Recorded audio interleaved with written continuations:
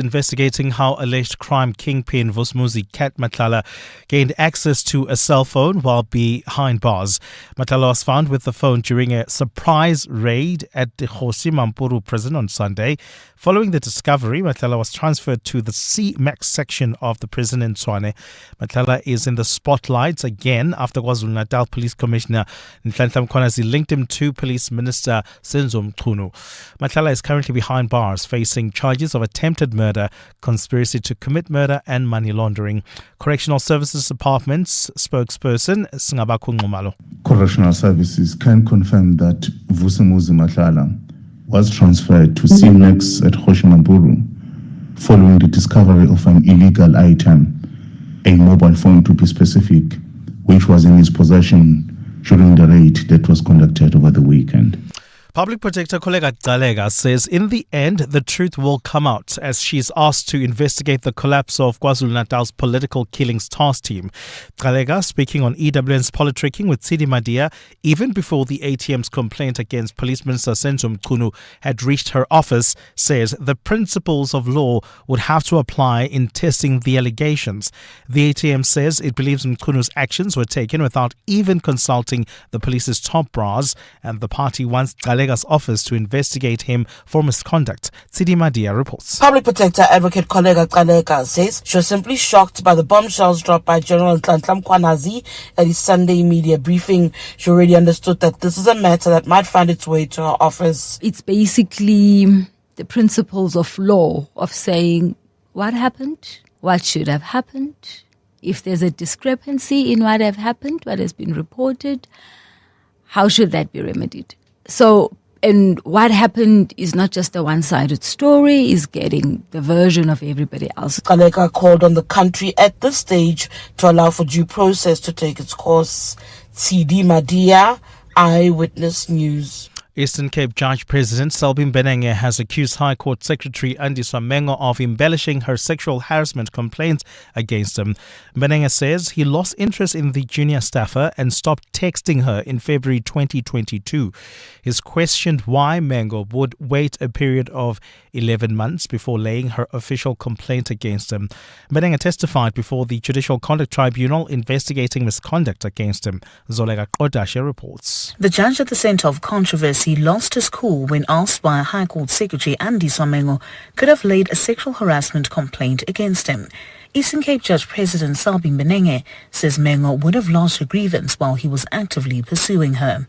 Mbenenge accused Mengo of being in cahoots with unnamed persons when she made the allegations that have the potential to have him impeached. Some people somewhere, well, including the complainant herself, thought that we should embellish this claim by saying something happened on the 15th, and then when it turns out that, we've got a problem, let's go for the 14th, because there had to be this event that occurred in Umtata, which is fallacious, which is a fabrication. But when reflecting, I can't help but say, you know what, the complainant could never have done this all by herself. Mbenenge says this was done to bolster what he says is an otherwise fragile case against him. Zolega Kodashe, Eyewitness News. And authorities in Eastern Libya have told an EU commissioner and ministers from 3 member states to leave the country immediately after they arrived in the main city, Benghazi, for planned talks. Accusing the bloc's delegation of a flagrant breach of diplomatic norms, the authorities who hold sway over Eastern Libya say they cancelled the visit and told the EU officials to leave the country's territory immediately. The delegation had flown in from the Libyan capital, Tripoli, where it held talks with the UN-backed government of national unity of the Prime Minister, which controls the west of the country. Gold is trading at $3,293.68 an ounce. The rand is at 17.78 to the dollar, 24.13 to the pound, 20.82 to the euro. Brent crude oil is at $70.01 a barrel. And in the traffic, we've got delays on the N1 North between Malibongwe Drive and Winnie Mandela Drive. There's also queuing traffic along Winnie Mandela Drive in the Fourways area between Witkoppen Road and Leslie Avenue. A fine day in store for Gauteng. The temperatures will peak at highs between 17 and 19 degrees. The top story in EWN this hour. The Correctional Services Department is investigating how alleged crime kingpin Vusmuzi Cat Matlala gained access to a cell phone while behind bars. EWN, in touch, in tune, and independent. For the latest, visit ewn.co.za or download the EWN app. Walk through history, walk with it. Sunday, 27 July, 7:02 Walk the Talk. Hosted by Freedom Park in the city of Tshwane. More on primemediaplus.com. You're with Clement Manyathela On 702. Let's Walk the Talk, streaming on the Prime Media Plus app, DSTV channel 856. 92.7 and 106 FM.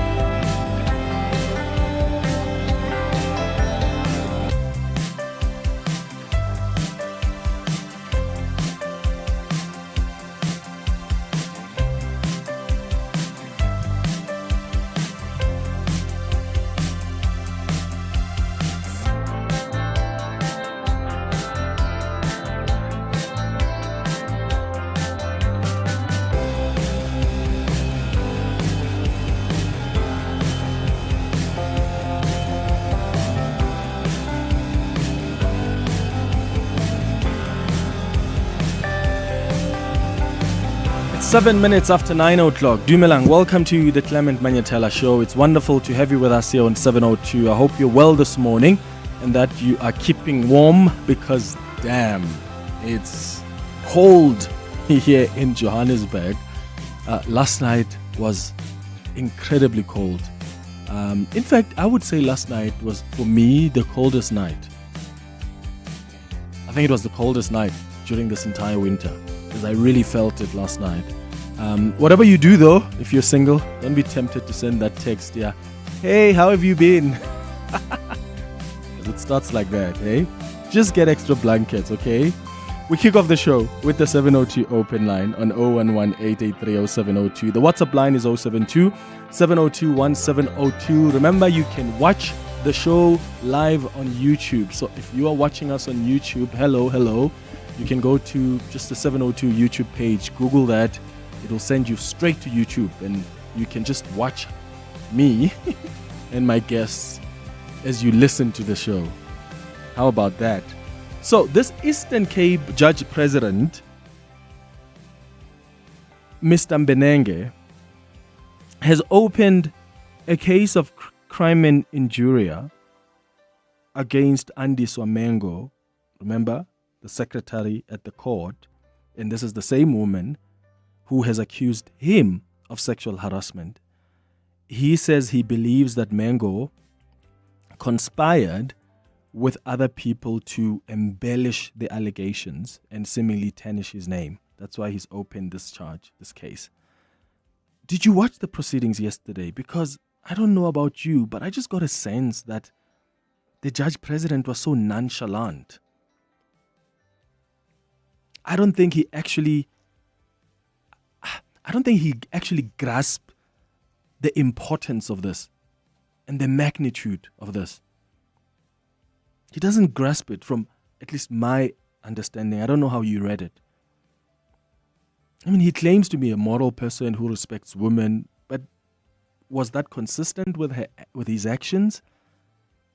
I'm interested to know what you think. I mean, he says the deep sexual talks that he had with Mango were playful and they were flirtatious and they were consensual.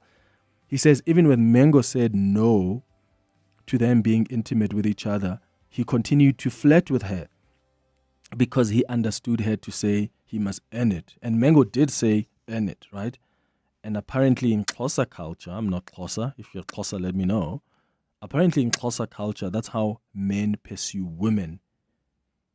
And her earn it remark was an invitation for him to continue pursuing it. It's like that ridiculous justification that some men often give that, yeah, she's just playing hard to get.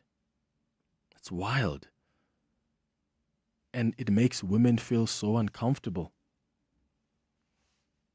You're like, no, but she was just playing too hard to get. Oh, he was playing too hard to get. Because the person has been saying no to your advances. And I don't know, I think back in the day, that used to be a thing. I think even growing up, I used to hear a lot of people, or even women or girls in school would talk about that phenomena of playing hard to get. But things have evolved and we've come to understand gender-based violence more, sexual harassment more. We know where to clearly draw the line and understand where the boundaries are. So is that still justified, so to speak, in today's evolved world? This phenomena of, when the woman says no to you, you think, she's just playing hard to get. And also as a woman, please, let us know as well. Is that the thing that still exists in your experience, where even when someone really is hitting on you or wants to go out with you, you're going to be reluctant a little bit in the beginning, but that doesn't mean you're saying no. You're actually saying, earn it, work for it. I'd like to know your thoughts on that on 011-883-0702. The WhatsApp line is 072-702-1702. What did you think of what Judge President Mbenenge had to say? I'll play some of the clips of what happened yesterday at that tribunal. The Minister of Police has just released a statement a couple of minutes ago in response to the allegations regarding his association or alleged association with Mr. Vusumuzi Matlala. Remember that businessman? We spoke about him. He's been arrested. He's actually appearing in court this Friday. He received a tender, 360 million rand from the SAPS. I think it was adjudicated before Senzo Mchunu's term. When Senzo Mchunu came in as minister last year, was it last year? Yeah, last year. He came in and he heard that there are issues because there was an internal audit asking questions about this tender and how it was adjudicated. The decision was taken to cancel the tender.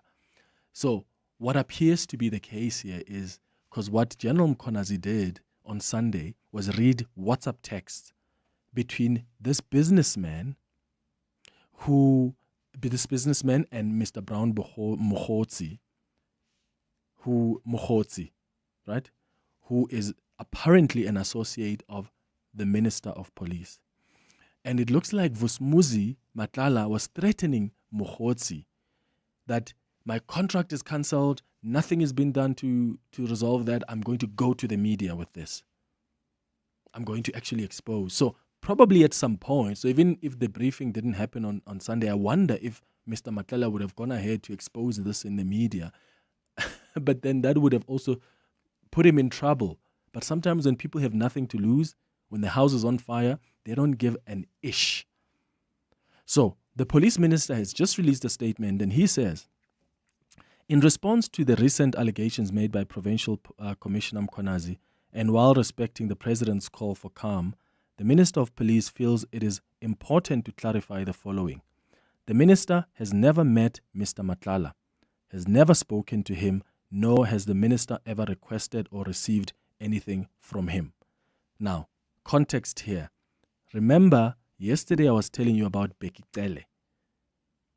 Bheki Cele, News 24 ran a story yesterday that this businessman who's arrested, Vusumuzi Matlala, actually offered his apartment in Pretoria to Bheki Cele to say, whenever you're in Pretoria, come and use it. So there's already a link there. The Minister of Police now says, well, I've never received anything from him. I've never even spoken to this man. I don't know him. Bheki Cele said, well, I've met this person once. We're not really friends or business partners. Yes, he's offered his place and I've used it in Pretoria several times. The minister goes further to say in the statement, the minister did, however, initiate a review of the SAPS tender awarded to him when suspicions of possible wrongdoing surfaced. It was the same tender which has been terminated. And there are more questions around the termination of the tender. That's why I'm hoping that at some point the police commissioner can do interviews, because my understanding from what I'm hearing in the SAPS is the tender was actually, before it was cancelled, there was already an internal audit report that said there's a problem with this tender. And the National Police Commissioner waited over 100 days before he could act. And while he was waiting over 100 days, even when he had this report, 50 million rand was paid to this business owned by this businessman, because there was a delay on acting. And I want to ask the commissioner, why, Why, when a report comes on your desk and says there's a problem with this tender, you wait over 100 days? Are you kidding me? And in that process, the SAPS then loses money because money then leaves. Was there an instruction that don't pay any monies to this business while I decide what action I'll be taking? Those are the questions I have, and hopefully we'll get an opportunity to ask him that. The last line on this statement says, furthermore, while the minister knows and has met Mr. Brown Mogotsi, he's just a comrade and not an associate of the minister. The minister has never requested or received anything from him. Remember, Mr. Mogotsi is the person we've been referring as an associate of the minister, according to General Mkhwanazi. And Mogotsi has been speaking to this businessman who's been arrested. So some people will look at him as like the buffer. Because honestly, guys, yes, I take what the minister says here, but if history is anything to go by, how I have seen politicians operate in government is they are never going to operate and speak to businesses directly. It doesn't work like that. None of the politicians, in fact, it's a stupid move to make. Politicians are always going to be always going to have the middleman. Any politician who has a relationship with a businessman who receives contracts from government always has a middleman. And I'm not suggesting in this case Mr. Mogotsi was the middleman for the police minister and this businessman. I'm just giving you context that this is how things work. Politicians always have this middleman who's going to be the buffer between the police minister or the home affairs minister or health minister, whatever, and the businessman who probably is receiving tenders from government. That's how we've seen it unfold in the past. But the minister now says, no, this Mogotsi guy is just a comrade. He's not an associate of the minister. The minister has never requested or received anything from him. So that's what the minister has just said. I know he's not doing interviews because I spoke to him this morning asking him to come on air. And he says, well, the president has told them not to speak to anybody. So they're all waiting to hear from what the president will say before they start doing interviews. Now, at 10 o'clock on the show today, we're going to have a conversation with Gogo Aubrey Matshiqi. I've said to you, we've brought him on the show before. Sometimes we bring him once a year because we want to get some analysis on the latest developments in this country, especially in times when it looks like things are falling apart from different fronts. I mean, we have issues now with our security apparatus, infighting in the police. We have issues with the ANC's protection of nonsense. I mean, they're protecting the higher education minister even when they can see that she was an embarrassment both to the ANC, to government, and to parliament. With her attitude to parliament and the lies to parliament. We have a president that's not acting, but he's quick to fire someone who went to the US without his permission. We have a GNU that's hanging by a thread, quite literally. So he's going to help us make sense of it all. So if you've got your own questions, you want him to contextualize other things, please join the conversation at 10 to 11. 11 o'clock, we do our Listener's Choice feature. And today we've been asked by one of our listeners to discuss investing in shares. Are you interested in investing in shares? Well, we're going to tell you the most important things to consider before you invest in shares. And then at 11:30, we do our sharing space. And today, quite a fascinating story about someone who lost their partner and wants to know when is it the right time to start dating again. I'll read you that email at 11:30. That's the show coming up over the next 3 hours. Clement Manyathela, streaming on the Prime Media Plus app. DSTV channel 856, 92.7 and 106 FM. Hi, Clement. I think what's more infuriating about Judge Mbenenge is that not only is he seeing this as his accuser having played hard to get, but he's actually using culture as an excuse. He's basically saying that, no, that's how Xhosa women are. That's how Xhosa women are supposed to be when they flirt. They are coy. It drives me up the wall. This is Tidi. Morning, Clement. I don't understand why many of you already concluded that Mbenenge is wrong.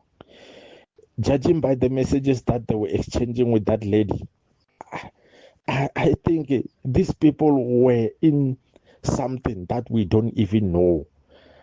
But the lady made a U-turn. I think she's working with someone. This thing is happening everywhere. She's working with someone to remove Judge Mbenenge. So you guys are believing her only because she's a woman. But, to me, it will be difficult to believe that woman. Yeah, okay. Let's try and not you guys people, right? So, if you've heard what I've said from the beginning, nobody has ever said that the woman is completely innocent. From the time when we've spoken about this, my view was, which you can agree or disagree with, and I'll respect your view as you should respect mine, is that there are power dynamics at play when there's someone senior who's busy hitting on someone who's way younger than them and they're in a senior position to them in the workplace. That's power dynamics. So when your boss is busy hitting on you, it's not as easy as, oh, just say no and move on. It doesn't work like that. So he is absolutely wrong. I think he's a disgrace in how he has behaved towards this younger woman. That's my view. I mean, he claims to be a person who's got morals, who respects women. And when he was asked, but you're a married man, and I never want to debate morality because that's subjective, right? I never really care about who sleeps with who. That's their thing. But when you're going to sit there at a tribunal and say, I'm a moral person, and the question comes, but weren't you married when you are married, right? And he says, I can't answer that. Like, my marriage has got nothing to do with this. But you've introduced the aspect of morality. So therefore, any question that relates to that, surely you should be able to respond to it. So I've said before, I actually think that he was wrong. This woman is young and this woman is at a lower position. So the minute this woman showed reluctance, and he does admit that she did show reluctance at some point, then he should have stepped away. The onus is on him as an elder. Onus is on him as a person in leadership to realize that, oh, I'm making this person uncomfortable that I work with. So maybe let me step back. And he didn't do that. And equally so, I've said, this woman, I do think that she shouldn't have let it continue for so long. There's language that she's used where she also calls him handsome, where she also asks for money in exchange of what? So there are questions we have to ask about how she's behaved. And we spoke about this last week, about how sometimes even people who are being sexually harassed sometimes are going to, an example, classic example, but it's too raw. Apologies for that. Like when someone is being raped, for instance, and they say, I used this example last week. I think, in fact, Lisa Vetten probably may have used it before as well. And then the person says, please put on a condom. That doesn't mean they're consenting to you actually violating them like that. It just shows that they're in this situation. They're not going to avoid being sexually violated by that. So they would rather have you do it and you put on a condom to protect themselves. So sometimes there are women who face sexual harassment who may go along with something because they also realize what the consequences may be. I gave an example of, imagine a woman who's got 5 kids and is supporting 6 other families. Their boss is hitting on them. They're scared to say explicitly no because they're worried they're going to lose their job. What's going to happen to the 6 families that they're looking after? So it's too simplistic also for us to think, well, just say no when your boss is hitting on you. It's not as easy as that. For some people, it's literally a matter of life and death. They have to weigh in.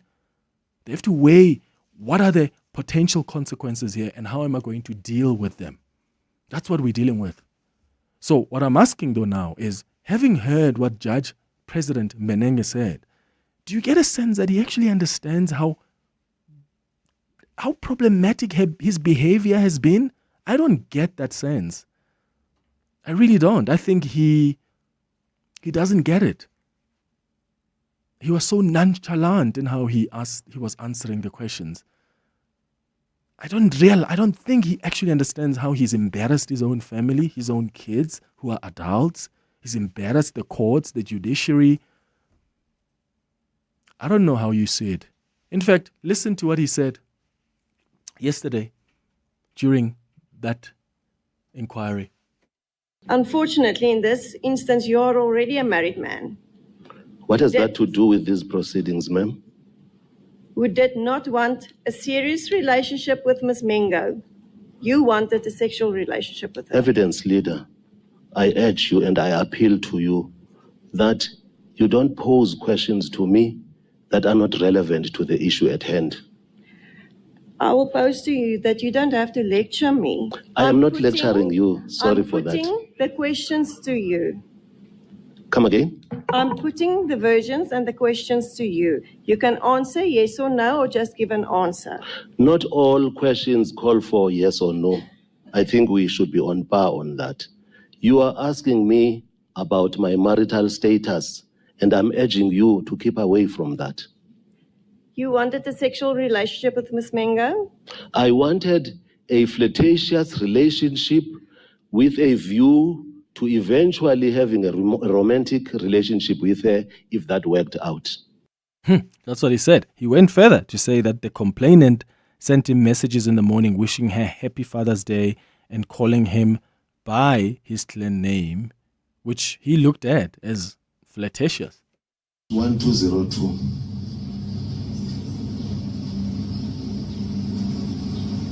The time is 0603.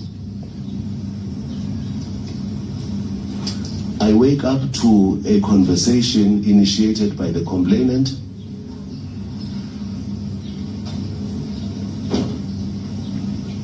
For the first time, I receive Happy Father's Day from her.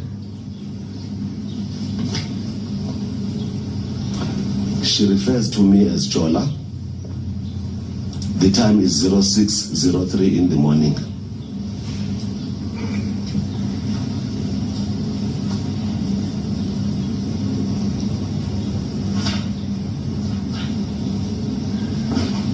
Being called by clan name within the culture, and I'm not at all blowing culture out of proportion here, as some may think.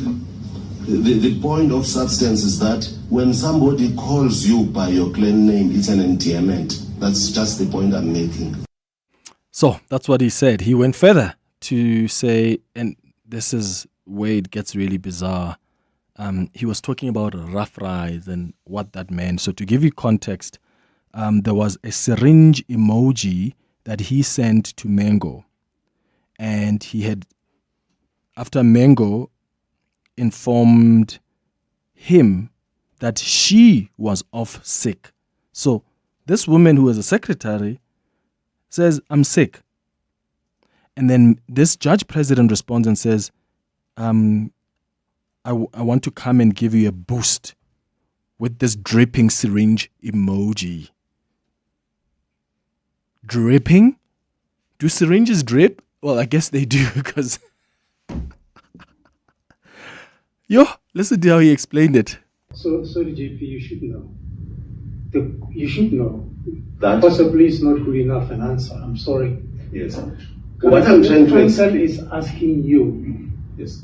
With this symbol of injection, could it be that you meant penis? That's exactly what I mean. That yes, I could mean that. I could mean that. That's my answer. I could mean that. The reason why I'm addressing myself in this fashion is that I don't associate an injection with a penis. But then, at the same time, insofar as in no time thereafter at 1948, sorry, not 1948, at 1943 at page 1260, I then say, Uzaitini rough ride. So, yes, let me concede and just talk within this sensual, deep sensual talk, it could have meant that. In other words, I don't want to dissociate myself with whosoever puts it within the realm of a sexual talk. But we were here to hear your views. Yes. Your personal view about it. Yes. I agree. Yeah, but then what was your personal perception about it? Did you convey a penis or did you not? I conveyed not necessarily a penis, but I can't dispute that it could mean that. Let me explain myself. It is something that is going to uplift her spirits as a person who is depressed. I'm dealing with it in that fashion. But speaking for myself, seated here as I do, and on reflection, I don't quarrel with somebody who then says, well, it was a penis. But then I am saying, I am more explicit in relation to that much later when I talk about a rough ride. Rough ride at 1943 at 1260. So, sure. Chairperson, let me concede and say this was a sexual talk, this was a sensual talk. Even if one could say it refers to a penis, I can't deny that, if they see it that way. Yeah. And of course, his argument is this was consensual. And that's really the core here. That's what he argues. Even though there are instances where Mengo has said, no, I don't want to be intimate with you. But then Mengo also says you must earn it. And he says, well, I took earn it as just keep pursuing me because maybe we can get to a point where we do get intimate. Let me know your thoughts. 011-883-0702. It's 9:32. Sviso, hi. Thanks, Clement. Good morning. Police Minister Senzo Mchunu insists he has never met alleged crime kingpin Vusumuzi Cat Matlala. In a statement released this morning, Mchunu's office says the minister has never spoken to Matlala nor requested or received anything from him. The clarity comes days after KwaZulu-Natal Police Commissioner Clement Manyathela made damning allegations of a link between Mchunu and Matlala. The magistrates in the case against alleged Ponzi scheme kingpin Louis Liebenberg has ordered that the latest postponement in the matter be the last before trial begins. Liebenberg made an appearance in the Bronkhorstspruit Magistrates Court yesterday with 8 co-accused for running a botched diamond investment scheme. And illegal immigration movement March is set to protest today in Rosettenville in southern Johannesburg against foreign nationals using public health facilities. The movement has been staging protests for more than a week, calling for the prioritization of South Africans at the medical centers. And those are the headlines. This EWN and more at 10 or as it happens. EWN Traffic. Travelling on the N1 South towards the Deep Kloof interchange, do expect delays approaching the Golden Highway. While travelling on the N1 North, we've got roadworks taking place. This is causing delays between Malibongo Drive and Winnie Mandela Drive. Speaking of Winnie Mandela Drive, some delays towards Leslie Avenue, and that's due to faulty traffic lights, while Witkoppen Road is heavily backed up. This is in the Polshof area, approaching Rivonia Road exit. While travelling in the city of Tshwane, please be on the lookout for roadworks that are taking place along Linwood Road, right near the N1 exit, causing some issues there. There's also roadworks in Tembisa along the R21 North, right near Olifantsfontein Road, also causing a bit of a hold-up. I'll have more updates for you. Stay tuned. There's more EWN on air, online, and on the EWN app. Africa Milani. Weekday mornings, 4 to 6. The acting mayor in Johannesburg, Mr. Kenny Kunene, is visiting the hijacked buildings. But I fail to understand, he's acting in the position. What is wrong with the mayor? Whenever Kenny Kunene is given a mere 5 days, 2 days, 3 days to be acting in the position, he's able to do the work that can be done in 5 years. People in those positions are just happy to collect a paycheck and do nothing. Eden, thank you very much for that voice note. It really has been a very visible acting role for Kenny Kunene. Africa Milani. 4 to 6 on 702. Hey, did you see the office of the tax ombudsman at Menlyn Mall? It's right next to Starbucks. No way. What are they doing here? It's filing tax season, and they're helping people who have complaints against SARS. If you feel like you've been treated unfairly by SARS, they can help. And it's completely free. That's smart. I didn't know they help for free. Yep, smart taxpayers do the right thing. Visit the office of the tax ombudsman at Menlyn Mall from Friday 11 July until Saturday 12 July. And they're off. Out front, it's Doped Up Glory, followed closely by Whipped Into Shape. Little Too Young making a surprising early push, just 2 years old and already on her second race this week. Duct Tape Dreams taking the outside lane, tongue-tied and terrified, but hey, she's fast when she's scared. Discarded Glory stumbles at the back, used to be a champ, now just waiting for the knackery truck to the glue factory. Halfway through, it's beaten again, cracking the whip literally, pushing through the pain barrier, eyes wide, heart breaking, lungs bleeding. She doesn't know she can stop. Learned helpless thoughtlessness they call it, we just call it racing. And at the final stretch, it's Doped Up Glory by a nose. She's done it. Oh wait, she's down. She's not getting up. Oh well. Cruelty is staining horse racing. The NSPCA is calling for the industry to sign their racing code of conduct to #Rein in the Pain. Show your support at nspca.co.za/Rein in the Pain. Mr. Govender, congrats on the retirement. You just sold your car to We Buy Cars. Tell us about it. Yes, it just gathered dust in the garage, so I exchanged it for cold hard cash. Now my wife and I can enjoy a stress-free retirement. Retiring the car as you retire. Nice. So why We Buy Cars? It was so quick. They came over to our house to do the evaluation, and we sold it the same day. Tops, man. Okay, so now you got even more time on your hands, eh? Exactly. We Buy Cars. Geared for your next chapter. Geared for you. The time to honor our past and step into a shared future as a team is here. Corporate and team entries for this year's 702 Walk the Talk are still open. Gather your colleagues together on Sunday, the 27th of July, to walk through the historic Freedom Park heritage site, past the national landmarks and finish at the Union buildings. For corporate entries, visit primemediaplus.com. 702 Walk the Talk, hosted by Freedom Park heritage site in the city of Tshwane, where footsteps become footprints. Your voice. Your station.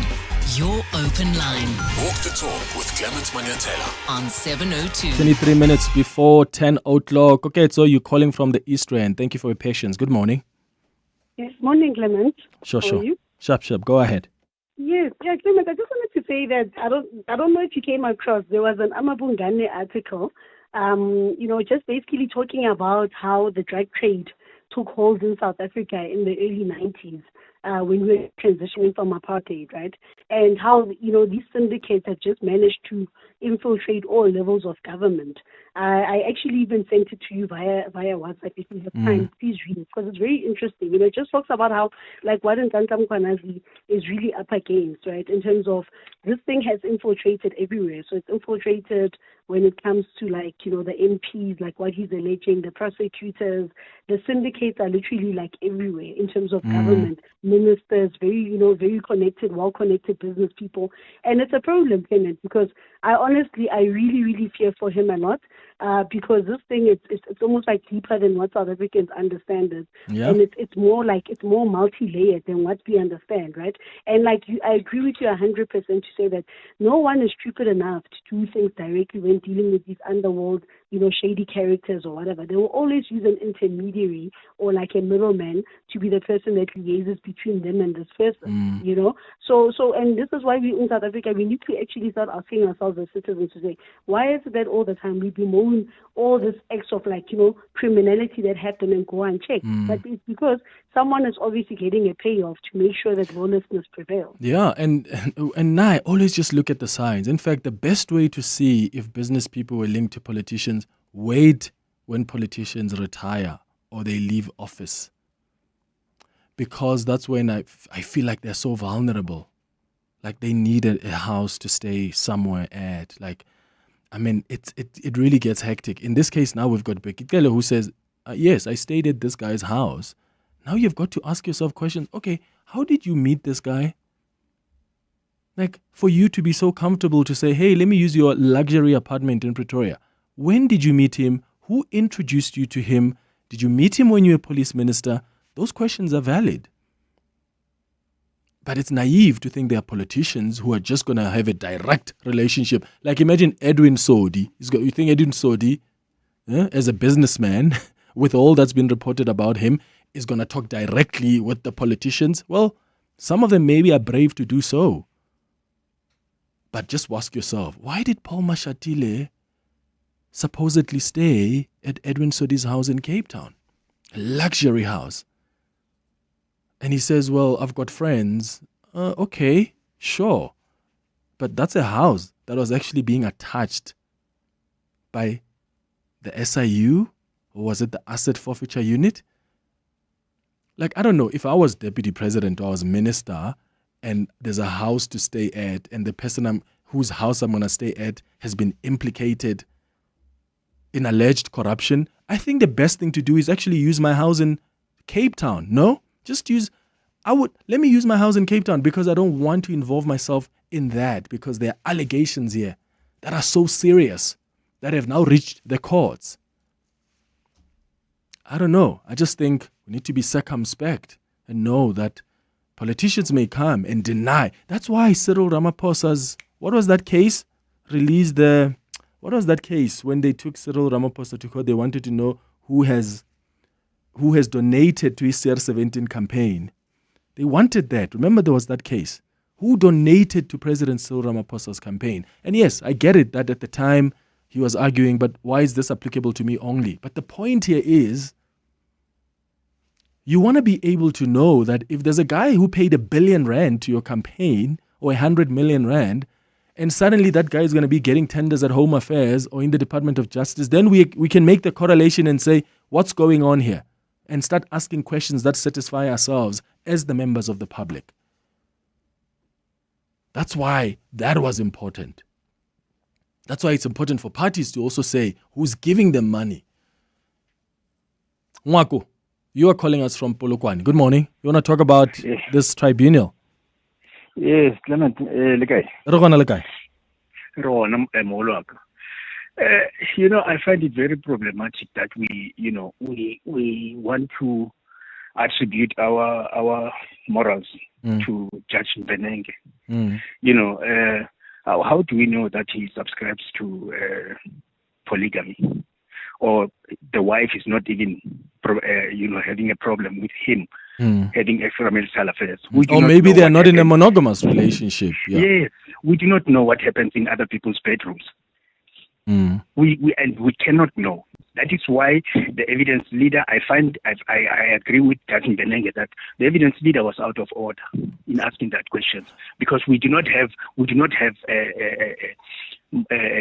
the same morals when it comes to anything. In fact, absolutely, I agree with you, Nwako, and that's why I say I never want to talk about people's morals, right? Because that's subjective. I never want to, even when there are politicians accused of mamang, cheating on who, that's none of my business. But in this case, the reason I was raising it is Judge Mbenenge claims to be a moral man.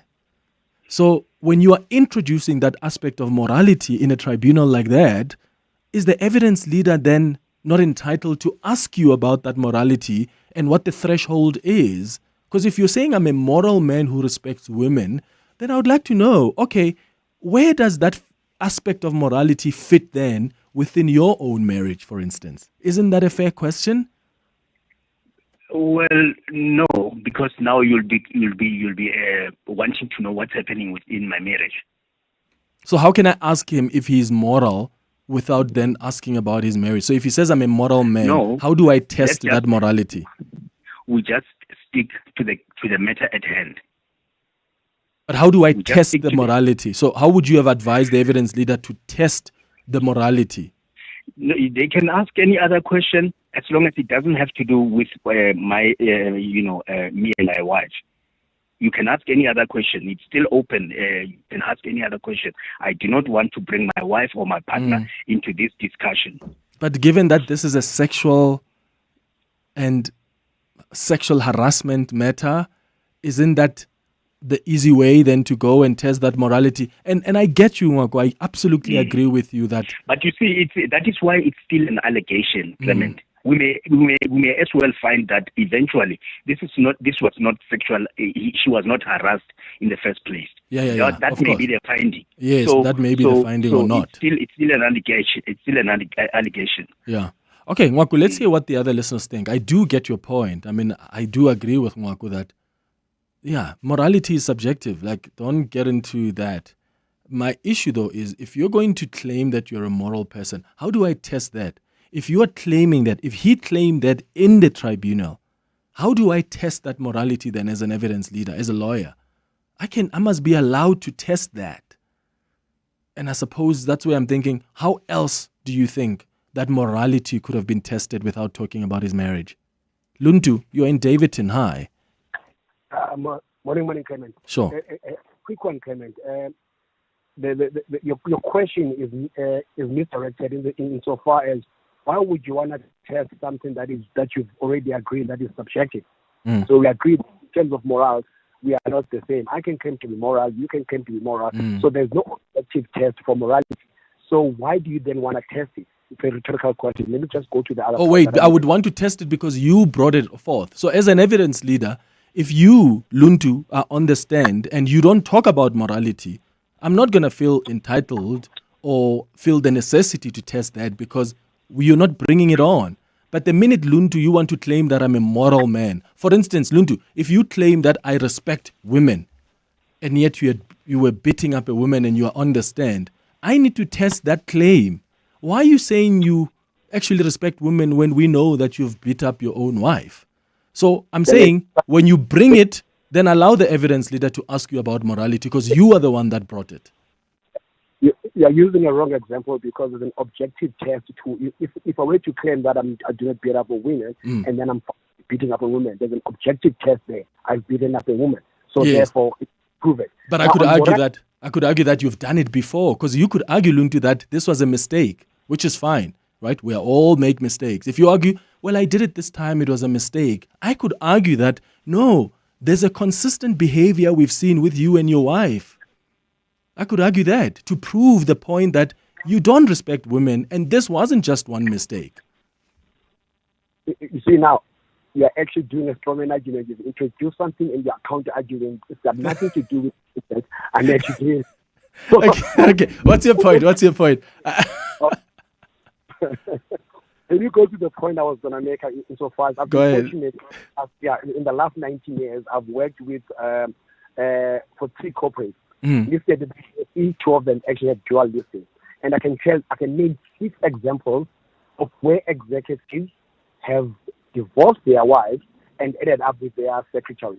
So the point I'm making is to say this is normal life where people in higher position have these relations with people in the lower division. So let us not even try and create this thing of, oh wow, I'm the victim, I am here. These people today, chief executives, happily have second wives and are continuing with their families. The issue at hand, we should always see objectively. And in this particular instance, it is quite clear that these two were consenting adults insofar as how they were engaging themselves. And we can't then get to a point where we are almost child cuddling the lady so that she's now being preyed upon by this elderly man. If the lady was a kid, a teenager or something to that effect, then these dynamics of could be brought out. But this is a consenting professional adult deciding on whatever that is that they are deciding. And there's clear evidence to say this was not a one-way street of her.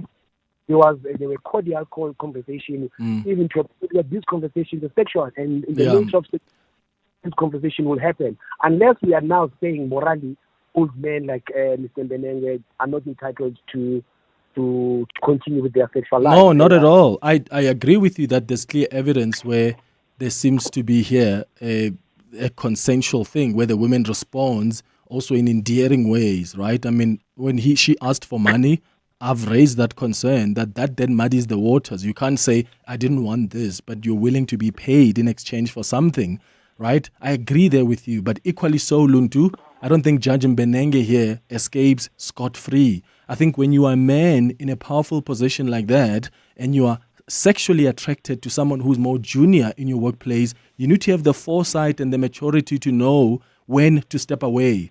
So similarly so, as you say, there were cases where this woman plays along. There are also cases where this woman says no. There are also cases where this woman says, I don't want to be intimate with you. So the judge, president, must have the foresight and the maturity, one, as the older person here, but two, as someone in a leadership position to step back and say, oh, I may make this person feel uncomfortable because they're junior than me. And there's a complexity that comes with power dynamics where when you're junior, there's a lot of things to consider where you may end up playing along with your boss, not because you're attracted sexually to them, because you're worried about what are the potential consequences here if I choose to take a tough stance and I say, don't talk to me like that. Can we appreciate that complexity, that nuance? agreed on that one.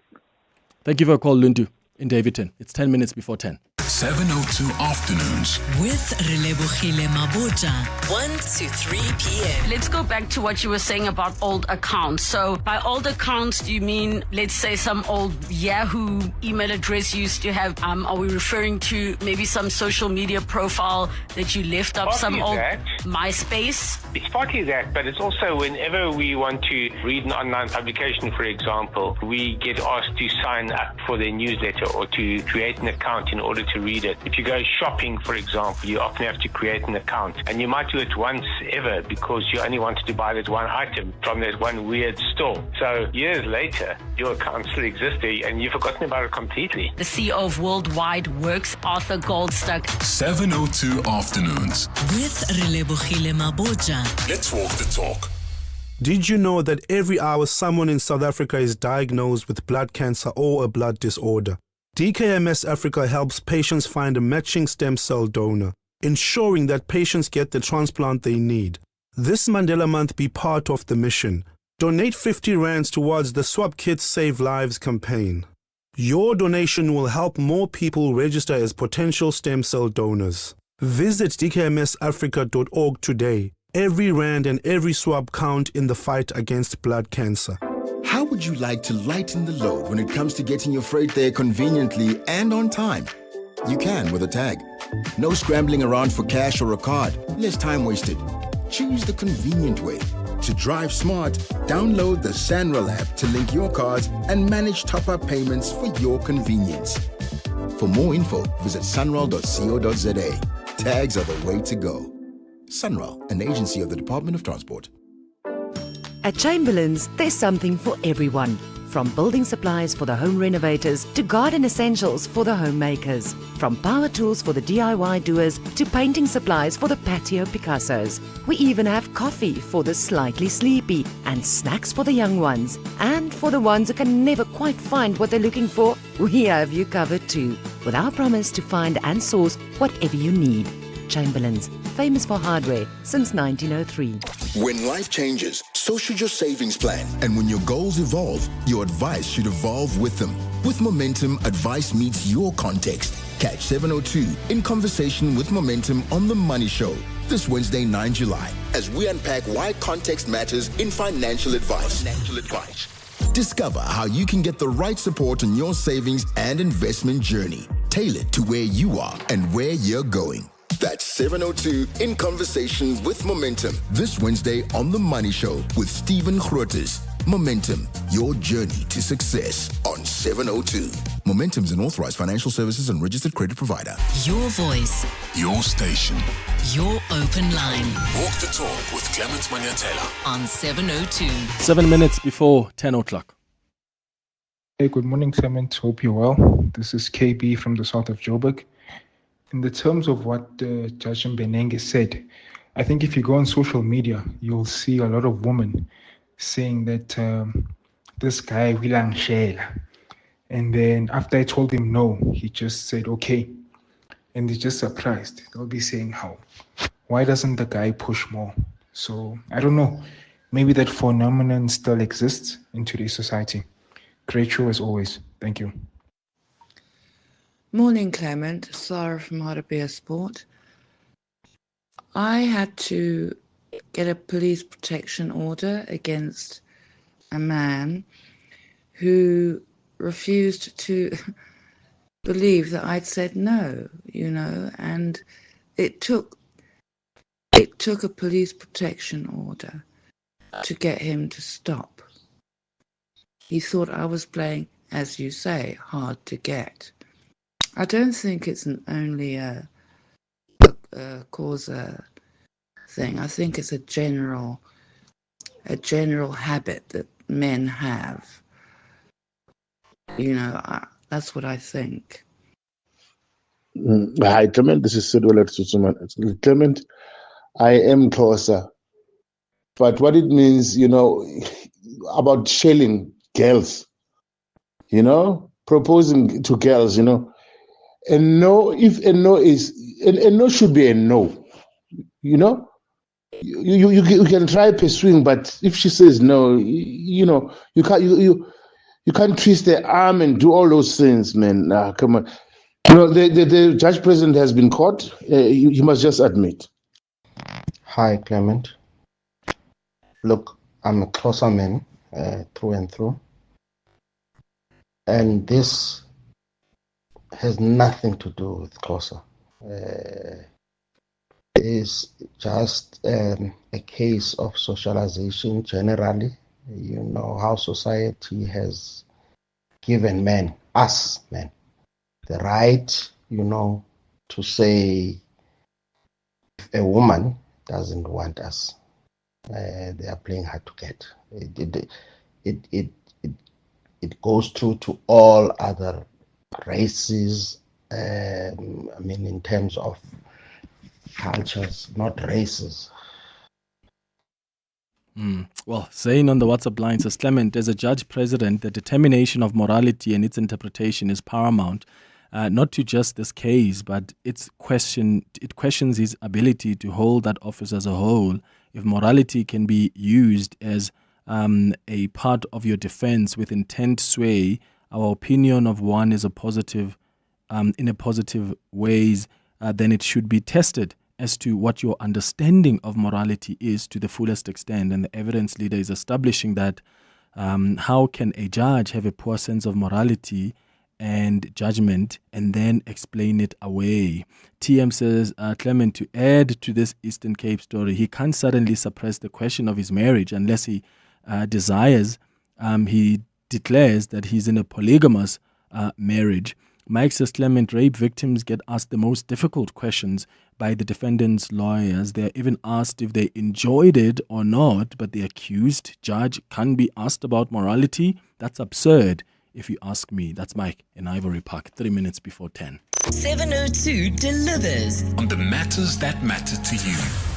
I'm Deirdre from Oakden. I've probably been listening to 702 for about 40 years. I listen most of the day, and I really can't imagine my life or my day without 702. I'm kept up to date with all the news, and I must say that I personally believe I hear the news before anybody else. When I hear it on 702, nobody else has heard it yet. And I'd just like to say, keep up the good work. Thank you for sharing your thoughts. so we can deliver more on what matters to you. 702 listens. Let's walk the talk. Temba, how do I check if I've been auto-assessed by SARS? No need to stress at all. Go to the SARS online query system dashboard, SOX. It only takes a few minutes. Really? Where do I find it? Go to the SARS website and then look for the SOX dashboard icon. Make tax matters your priority number one. Go to sars.gov.za and say goodbye to queues. SARS, at your service. July 18 marks the 15th International Nelson Mandela Day. Since 2012, the Adopt a School Foundation hosts a Back to School for Mandela Day initiative where companies mobilize resources to dedicate their 67 minutes supporting whole school development volunteer activities at a school. You too can join us through a business package as we call upon companies to go back to school this Mandela Day. For more info, visit adoptaschool.org.za. To walk the talk is to turn words into meaningful actions. And it's what we at 702 are committed to doing every day. We are also committed to following the rules set out by the Broadcasting Complaints Commission's Code of Conduct to give you balanced programming, fair comments, and accurate news. But if we stumble along the way and you feel we are not living up to the code, let us know on comments@702.co.za. And if after that you're still not happy, you can direct your complaint in writing to the Broadcasting Complaints Commission. Email bccsa@nabsa.co.za. For more, visit bccsa.co.za.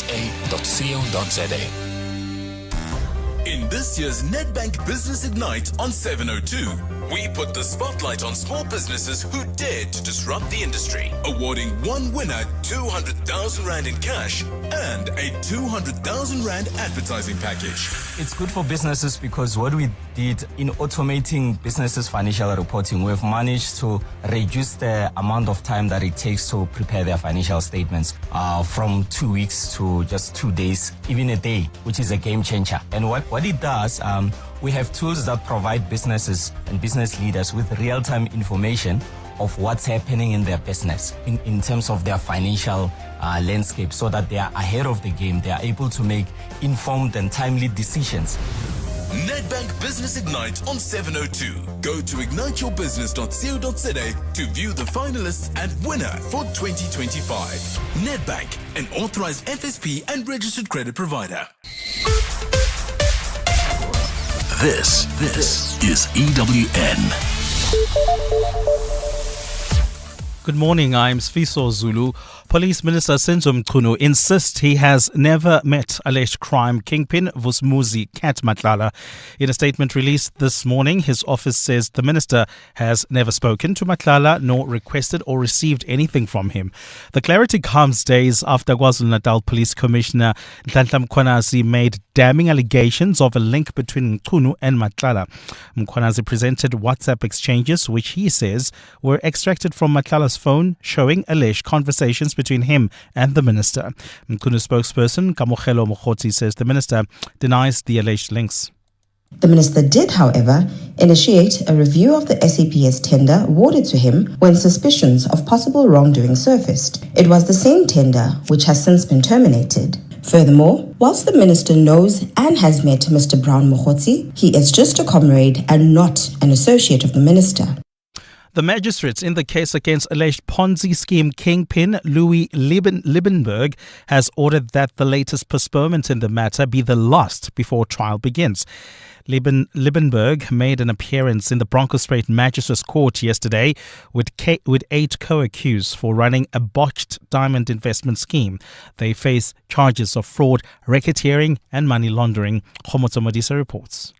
Leaning on a metal rail with his hand casually on his chin, Louis Liebenberg addressed the court on how he's been treated as a convicted criminal and not an awaiting trial prisoner whose innocence has not been determined.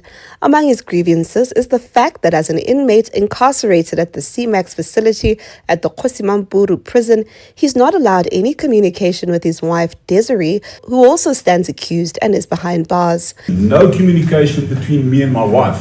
I understand that we can't have cell phones because we can arrange an escape or whatever the case may be.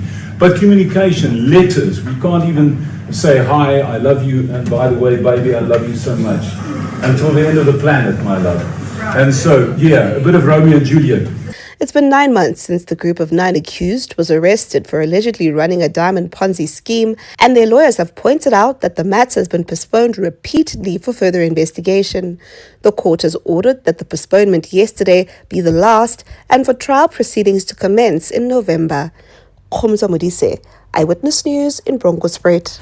An illegal immigration movement is set to protest today in Rosettenville in southern Johannesburg against foreign nationals using public healthcare facilities. The group, calling itself March in March, has been staging protests for more than a week, calling for the prioritization of South Africans at medical centers. Ntokozo Khumalo reports. There have been multiple protests of community members blocking foreign nationals from accessing healthcare services in different metros in the country.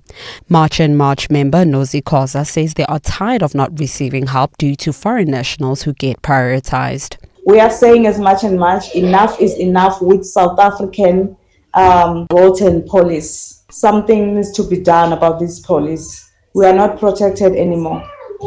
Protesters are expected to hand over a memorandum of demands to the police officials in Boysens. Ntokozo Khumalo, Eyewitness News. Deputy Agriculture Minister Rosemary Kapa says government should not feel threatened by the US President Donald Trump's plans to increase tariffs by 30%. She instead suggests the agricultural sector should focus on improving the quality of produce for local consumption while also looking for new export markets. But Minister John Steenhuisen feels somewhat differently, saying every effort has to be made to retain the US market because establishing new trade deals takes time. Lindsay Dentlinker has more. Deputy Minister Rosemary Kapa says thousands of South Africans are going hungry and agricultural production needs to be expanded wherever land is available, even in urban centres. While she agrees that exports are necessary for the country's economic growth, Kapa says more fresh produce can be sold locally, including to schools and prisons. We need to gear ourselves that our market primarily is at home. Then, sobanika, what has been left in that. But Minister John Steenhuisen says the US market cannot just be written off in favour of new markets. I don't want there to be this perception out there that, well, America must just be left to its own devices. We'll sell our oranges elsewhere. It's not that simple. He says his department is eyeing the Near and Middle East as potential new markets for agricultural produce. Lindsay Dentlinger, Eyewitness News, Parliament. Gold is trading at $3,293.68 an ounce. The rand is at 17.78 to the dollar, 24.13 to the pound, 20.82 to the euro. Brent crude oil is at $70.01 a barrel. And in the traffic, we've got delays on the N1 North. This is between Malibongwe Drive and Winnie Mandela Drive. There's also queuing traffic reported along the M2 West between the Crown Interchange and the Main Reef Road exit. A fine day in store for Gauteng. The temperatures will peak at highs between 17 and 19 degrees.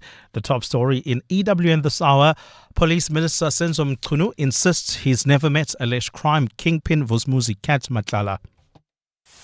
EWN, in touch, in tune, and independent. For the latest, visit ewn.co.za or download the EWN app. Let's talk. We're listening. You're with Clement Manyathela On 702. Let's walk the talk. Streaming on the Prime Media Plus app. DSTV channel 856. 92.7 and 106 FM.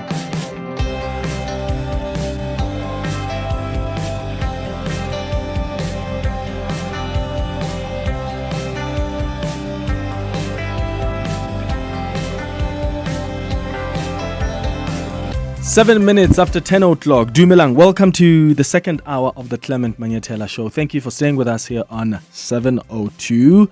Remember, at 11 o'clock, we are going to do our Listener's Choice feature.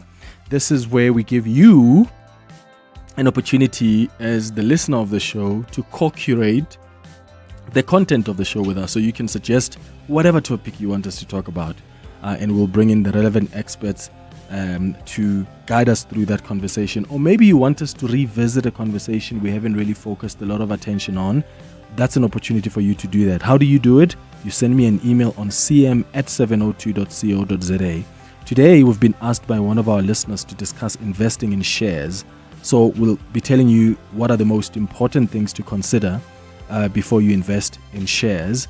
And then at 11:30 we're going to do the sharing space. But right now, we start our conversation with political analyst Gogo Aubrey Matshiqi.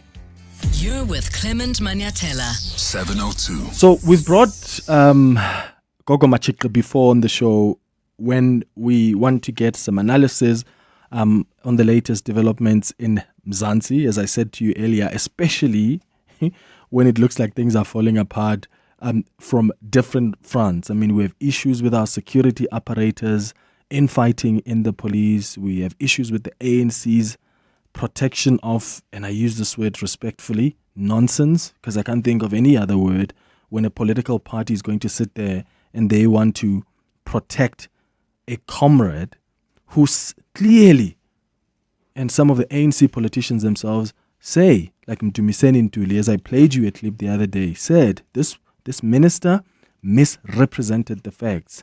She acted in contrary to the manner that the ANC expects its deployees to act. And then you've got Fikile Mbalula who does a briefing and says, oh no, she didn't lie, and then wants to be protecting the minister. So it really looks like things are falling apart. Security apparatus, You have got a GNU that is hanging on a thread. So we've invited Gogo Matshiqi to come and help us make sense of it all. So if you've got some questions or you want him to contextualize something, just give us a call on 011-883-0702. You can send WhatsApps as well on 072-702-1702. Gogo Matshiqi, welcome back to the show. Good morning. Tawaza Kel. Unjan. Last time I taught you a Xhosa greeting. I don't know whether you remember. I said, if I ask you unjani, you say, umhlaba, ungamajingi qiwo. Ungamajingi qiwo. Yes. Meaning umhlaba is not flat. Oh, yeah. It's up and down. Oh, kuya phezulu naphansi. Yes. Umhlaba ungamajingi qiwo. Now, Perfect. I was a teacher. Yeah. Because you forgot. I would have given you 30%, which is a pass mark. Or maybe a lashing. oh yes. Or a lashing, so I don't go to jail. 6 of the best. Okay, I don't know where we should even begin. Gogo Matshiqi. I mean, the previous hour we were talking about a judge in the Eastern Cape. Yeah. And maybe we should take a bit of a break from that quote-unquote pornography, as some have suggested it so. Maybe let's start with what really has concerned a lot of South Africans. These allegations that General Nhlanhla Mkhwanazi has made against the Minister of Police and the Deputy National Police Commissioner. The minister, by the way, has just responded, I think an hour ago. I read a statement where he says, well, I don't really know the businessman, but I know this person, Mr. Mogotsi. He's not really my associate, but it's just a comrade. How do you read the minister's response? Well, before I get there, I want to teach you more class. And I want to give you the words of a poem. And these words are relevant every time you try to understand South African politics, in particular, the behavior of politicians. The poem goes like this: Amachivela matatu elizwe. There are 3 scoundrels in the country. Ngo asindimu, it's not me. That's the first scoundrel. Andazi, I don't know. And Andikatali, I don't care.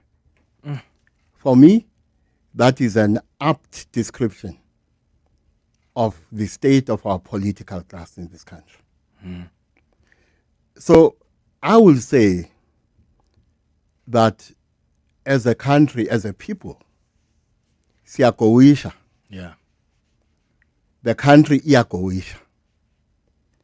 Because our politics is populated in part by scoundrels who are avaricious.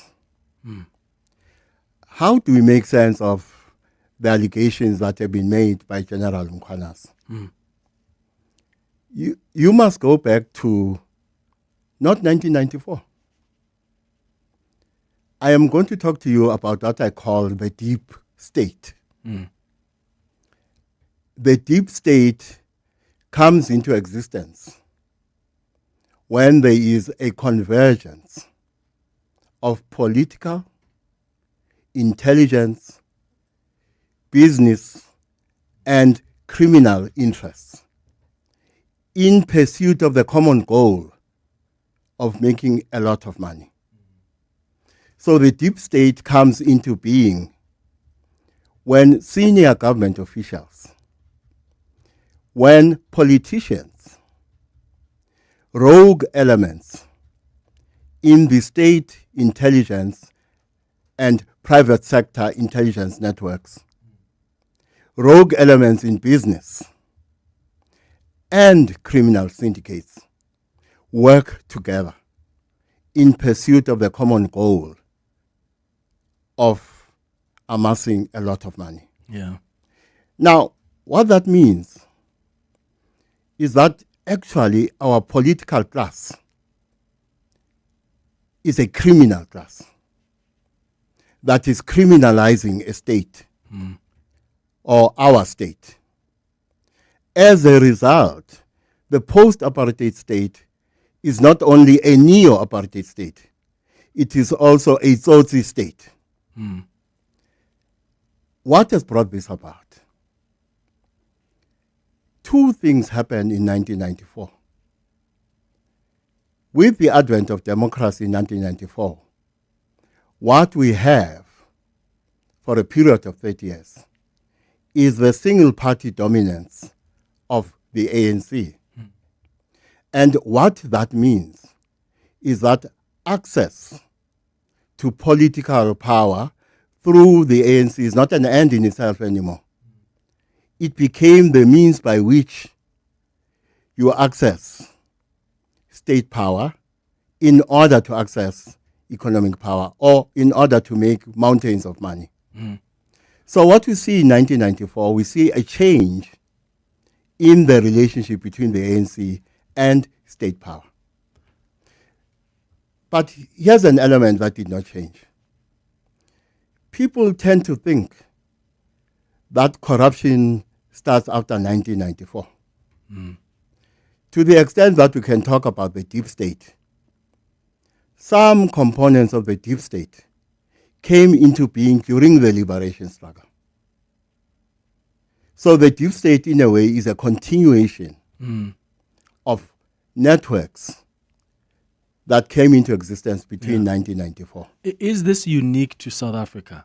And is it even possible to dismantle that kind of a neo-Tsotsi state as you describe it? Because all over the world, many could argue, even when you go to the US, there's always a powerful force behind the scenes. And often these rich men, and in the case of General Mkhwanazi, argues there's even a criminal syndicate that somehow then controls the people who are then in power. So is it unique to this country? And if possible at all, how do we dismantle that neo-Tsotsi state? Well, we're talking about two things in the case of South Africa. I'm saying the post-apartheid state is a neo-apartheid state. To the extent that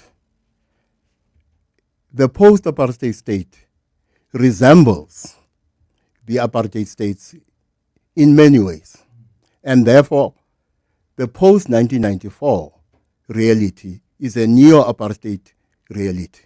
That's one. The second thing is that our state, through the deep state and by other means, has become criminalized because our political class is a criminal class. And because the state has become criminalized, the post-apartheid state, therefore, is a Tsotsi state, populated, as I said, in part by scoundrels known to us as politicians who are avaricious. Now, is this unique to South Africa? The theory of the deep state, as used by me, is something I customized to try and make sense of what is happening in this country. But to understand the deep state, you go back to Turkey in the 1970s, when Turkey was under military rule, and the military constituted the deep state in Turkey. In America, people talk a lot about the deep state in America. Yes. The deep state I'm talking about does have features that are unique to South Africa, and does have features that you find elsewhere in the world. I can add to that another idea. Ours is also a confluence of the deep state and what I call the deep establishment all over the world. So what you are describing is what I call the deep establishment. The extent to which the political class, economic elites, and others, including elements from the criminal underworld, will work together to try and direct the country in certain ways. Yeah. And that's the claim, of course, that General Mkhwanazi makes. There's a general concern around just national security. Like, do you think those are legitimate? Because there are a lot of people that are thinking, is there a serious threat here to national security when you have people in these higher echelons of the SAPS or of the criminal justice system fighting amongst each other and throwing accusations at each other? I mean, General Mkhwanazi, yes, spoke on Sunday, but there are so many things that happened over the weeks. Like, we saw the head of crime intelligence being arrested. We saw newspapers splashing headlines of General Fani Masemola, the National Commissioner, going to be arrested. There were claims of General Mkhwanazi at some point being investigated. So you can tell that as legitimate as the allegations are, often we see that there's a deeper fight here that is also existing at these higher echelons. Should we be concerned about our national security? Or these are just politics, we've been here before, and this is just going to pass? I think we should be concerned about both state and national security, as well as the state of our politics. Because when a deep state comes into being, it is seldom the case that you end up with only one deep state project. What usually happens is that you end up with more than one deep state project, and the different deep state projects come into competition and conflict with one another. Because of our reality of single party dominance, the single party dominance of the ANC between 1994 and last year, what then happens is that conflict between different deep state projects manifests as factional conflict in the dominant party. But you have another thing that happens. Because the party is so dominant, factional conflict in the dominant party, in this case the ANC, then manifests as conflict in the deep state. So this proceeds in two directions. So that's the first thing that should worry us. The second thing that should worry us is that when a deep state or the deep state has taken a root, in terms of how the deep state is composed, you have here, as I said, government officials, you have politicians, you have rogue elements in public or state intelligence services and private intelligence services, as well as criminal syndicates working together. Now, there is a mistake we made. We embraced a very narrow conception of state capture. And that is why I have never been enthusiastic about our narrative of state capture, because it is founded on a very narrow conception of state capture, firstly. Secondly, it's also founded on a political agenda. So the narrative of state capture became an instrument that was used by a political agenda to advance its interests. Then we had the Zondo Commission. Both the narrative of state capture and the work of the Zondo Commission I found terribly underwhelming. Because in both cases what you have is a situation where we allow a political agenda to dictate to us which dots to join and which dots we must not join. In essence, that's what happens. You add to that another problem. I wrote an article for News 24 because I was unhappy with the decision by the president to locate the intelligence function in the office of the president. I was very upset. I was very unhappy about that, because in that article, I asked a question. What if the head of state is the primary threat to national and state security? What effect then does moving the intelligence function to the office of the president have? So when I look at that, and I look at the work of a Zondo commission that allowed itself to be shown which dots to join and which dots not to join, it means in relation to the allegations made by General Mkhwanazi, we are ill-prepared, or we have been ill-prepared, to do proper investigations to allegations that are not new, by the way. These allegations have been with us, have been made by others before General Mkhwanazi. But we could not investigate them properly because, as I said, we adopted and embraced a very narrow conception of state capture.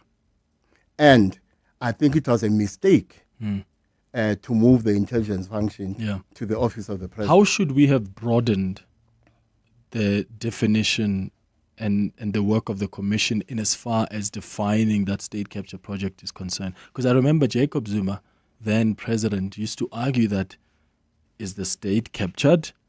And if it is captured, then why are you not including then the judiciary, for instance? Because the state has their different spheres within the state. And he was trying to argue that, well, if you're going to argue that the state is captured, then look at all the spheres of the state and not just one. How do you think then it was supposed to be broadened? Well, actually, when Jacob Zuma made that argument, he was relying in a self-serving way, by the way. Yes, absolutely. On a very narrow understanding of what is the state. There are conceptions of the state that are much broader than what he articulated. But those conceptions of the state were not going to serve his cause. And before I proceed, let me say this. We must not forget, one, that every cause, no matter how noble, has its tyrants. That's one. Number two, we must not forget that all political actors, here I'm going to include even General Mkhwanazi, I will include people like me, political commentators and political analysts. I will include journalists. But because I'm a good guest, I will not include talk show hosts. Yeah. All of us. You're too kind. Yeah. All of us. Yeah. Whether you are the president of the country, whether you are the head of intelligence, whether you are General Mkhwanazi, all of us suffer from the same problem.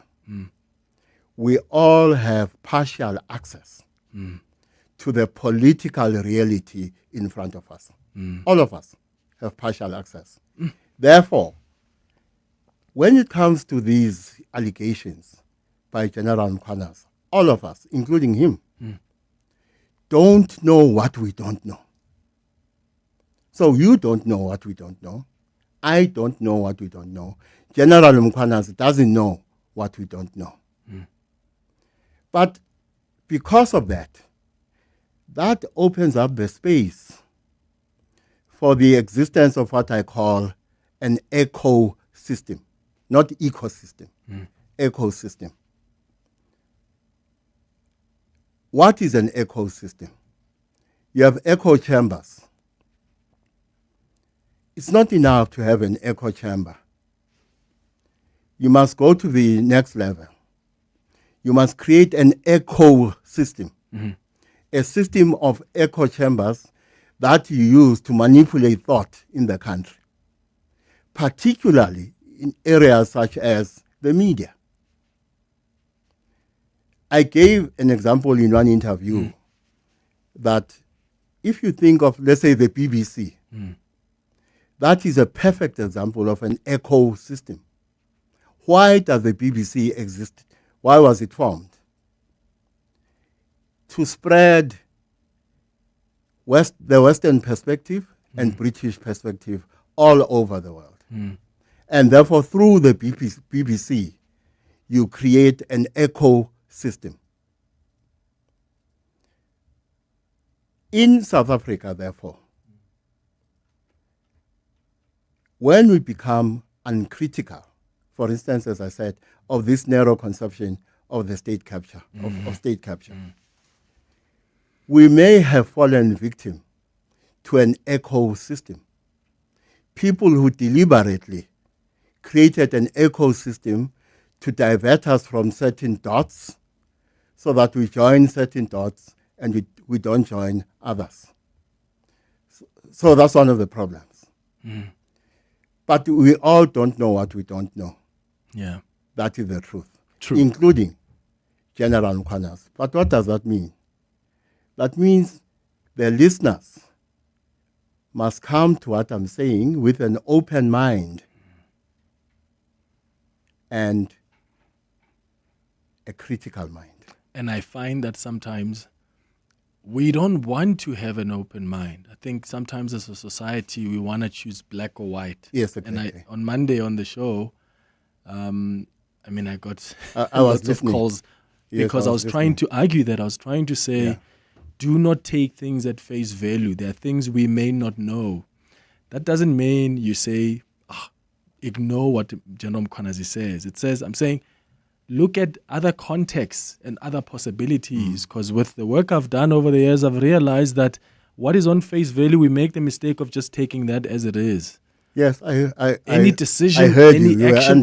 You were under serious attack. I was under serious attack. Yes. I mean, I was fielding calls. And all I was trying to say is, I wasn't delegitimizing what General Mkhwanazi says. I was trying to say, have an open mind. Be critical. Like, think, what could be at play here? Because sometimes I just feel that because we support people, we've got this, we support people sometimes to a point where they can never do wrong. So if we support you, and we don't support this one. Whereas two things can exist at the same time. Yes. We'll get more into that after the latest in Eyewitness News headlines. It's 10:32. Swiso, hi. Thanks, Clement. Good morning.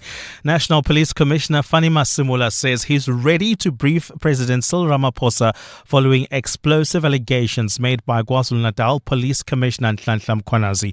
Masimula briefly addressed the matter a short while ago while briefing media at an illegal firearms destruction operation in Funnelvale Park. Masimula says the latest developments in the police service are not only unprecedented, but they are also concerning. Meanwhile, a cell phone that has been found in the possession of alleged crime kingpin Vusmuzi Matshiqi has been handed over to police. The device was discovered during a surprise raid at the Kgosi Mampuru prison on Sunday. And Kenya's President William Ruto has warned against a bid to overthrow the government by protests. At least 31 people have died and more than 500 others arrested in Kenya's anti-government protests. They came amid more than a year of mostly youth-led protests that have swept across the country since June last year, when proposed tax rises triggered anger about wider issues, including the state of the economy, corruption and police brutality. And those are the headlines. This EWN and more at 11 or as it happens. EWN Traffic. We've got delays on the R24 west towards the Gidulis interchange, and that's due to the roadworks that are taking place along that route. Please be on the lookout there. While traveling on the N3 North, you'll also experience some delays due to these roadworks as you come out of Van Buren Road. While traveling on the M2 west towards the Mayfair area, do expect some delays approaching Main Reef Road. If you're heading towards Four Ways, there's roadworks taking place on the N1 North there right after Malibongwe Drive, causing some delays there. There's also queuing traffic in Rivonia along Rivonia Road just as you approach 12th Avenue. Please be on the lookout there. The delays are on both sides of the road, and if you know exactly what's happening there, please do send us an X report at EWN Traffic. There's more EWN on air, online, and on the EWN app. This is John Smith. In rugby, I lead champions. In 2025, I'm leading again, this time on a bike. Join me at the 2025 CEO Cycle Challenge from the 1st to the 5th of September when business meets purpose. Does your team have what it takes to cycle for change? 4 teammates, 25 minutes, 1 mission to empower talented kids who just need a shot. Cycle like a boss. Enter now at www.ceochallenge.co.za. Presented by the South African Hall of Fame in collaboration with Nashua. South Africa leads the world's biggest economies, the G20, under the bold theme, solidarity, equality, and sustainability. But this is more than a slogan.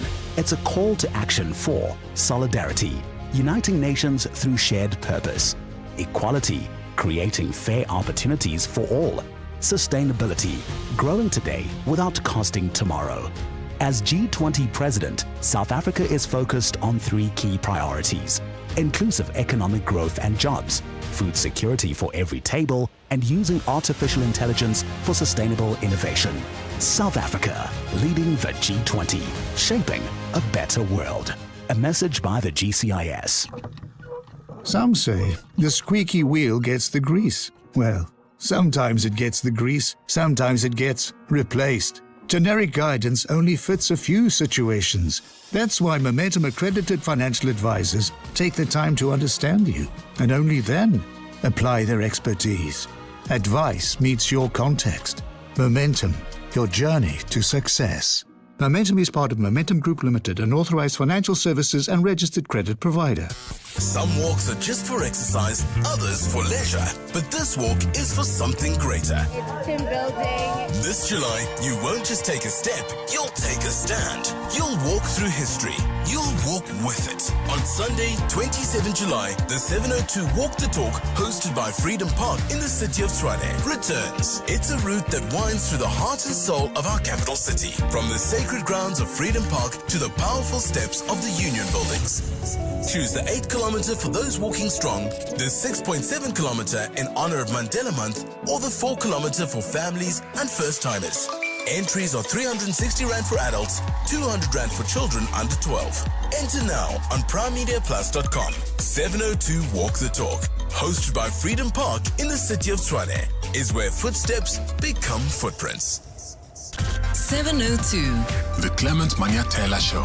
Let's walk the talk. It's 23 minutes before 11 o'clock. We are continuing our conversation. So fascinating insights from Gogo Aubrey Matshiqi, who's a political analyst, helping us make sense of where we find ourselves. Because, a lot has just seemingly is falling apart. And I think I've learned so much about a deep state and a deep criminal tsotsi state and what the consequences of that are, and sometimes the infighting that happens within political parties and how that conflict can find itself now in the state as well. Now, there is a briefing that just concluded now with the National Police Commissioner Fani Masemola, and he was encouraging members of the SAPS to stay on course. This is the first time that General Masemola is speaking since the allegations have been made against the police minister. He has avoided questions on the allegations that have been made by General Mkhwanazi. He says the president will deal with that. And he was asked a question about the political task team. And I'm told that what he has said is that he has not seen the letter that disbands the political task team, and there's no letter with his signature disbanding the task team. And I think that's quite a crucial point there.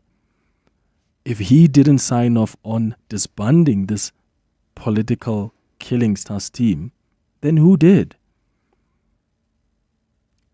If the National Police Commissioner doesn't know of a decision to disband the National Task Team, then who signed off on it? He says he hasn't seen the letter. I mean, that's bizarre.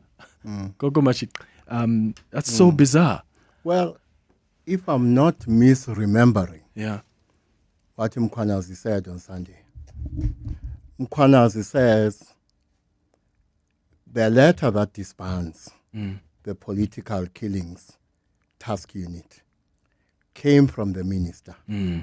But he says the reason it, to this day, it has not been disbanded is because there was another letter from the Commissioner of Police saying, don't disband it.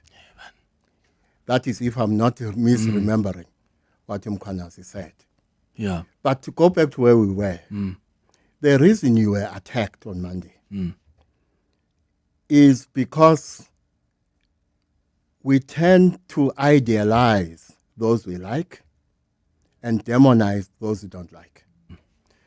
So what has happened even now, and I must declare my bias immediately, I like General Mkhwanazi. I think he's doing a good job. Same here. I like Minister Mchunu. Same I here. think he's doing a good job. Yes. That said, these battles, including this battle, are not battles between good and bad or bad and good. Usually, these are battles between bad and bad. These are battles between angels with horns and demons with halos. I can add another element. The angels with horns and the demons with halos become more compelling when they have a God complex. And our narrative of state capture, in part, comes into being, takes root, because some of the political actors have a God complex. And therefore, to the uncritical mind, they are compelling. So the same is happening here. You are attacked because people think these are battles between devils and angels, whereas these are battles between angels with horns and devils with halos. Yeah. So let us not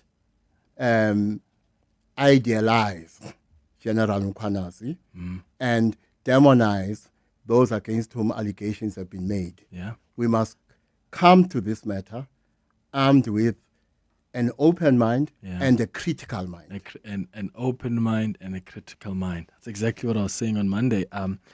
Okay, let's go to some calls now. Gogo Aubrey, we've got some calls. We've got WhatsApp voice notes as well. Let me start with Kustas, who's calling us from Midrand. How are you doing, Kustas? Hi. Clement, I am impressed that you brought Gogo Matshiqi here. Thank you very much. Here are the 3 questions I want to ask him, Clement. I'll take some of your words. Yeah. Gogo, you mentioned the echo chambers. We were talking as a family yesterday that in light of these allegations, the echo chambers out of the deep state or the deep establishment will now be used to discredit what Mkhwanazi says, simply because this deep state and this are the beneficiaries of a criminal state. In other words, as South Africa is messed up as it is, they are benefiting from it. They are fighting with drugs. They are doing all sorts of things. Therefore, the deep state dictator would be very angry with what he just said, because he opened up a can of worms that they don't want them to come out, because if they come out, then all of a sudden they are naked in front of everyone. So here's the question to you. What must the president of the country do in this matter? Because I'm going to put it out as well. I like Mkhwanazi, and he knows that he must not be suspended. Mchunu, I liked him until now. Is the minister and the Gogo Matshiqi allowed to interfere with operational matters or instruct SAPS not to do certain investigation or to disband this or to disband that? Thank you for taking my call, Clement. Thank you. Thank you, Kustas. Thank you for your questions. Gogo Matshiqi. Well, I've already expressed a worry about the president, that I am unhappy with the decision to locate the intelligence function in the office of the president, because deliberately or otherwise, this may have been part of an attempt to impose blind spots on our intelligence services and the president himself. That's the first thing. The second thing is, when you listen to General Mkhwanazi and you listen to how the criminal justice system has become part of what I call deep state projects. Remember, Mkhwanazi says he is talking about judges, the judiciary. And prosecutors. And prosecutors. he is talking about senior police officials. He's talking about members of parliament. Business people as well. Of course, business people. Now, the question, of course, is why did he choose to call a press conference? Were there no other ways in which he could have addressed his concerns? Now, one of the questions that arise go back to what I'm saying when I express concerns about locating the intelligence functions in the office of the president. Could it be that both the minister and the president, rightly or wrongly, and I will say rightly or wrongly, Mkhwanazi decided these are two people he also cannot trust. Yes. And therefore he decides he's going to talk to the media. Because then it's out there.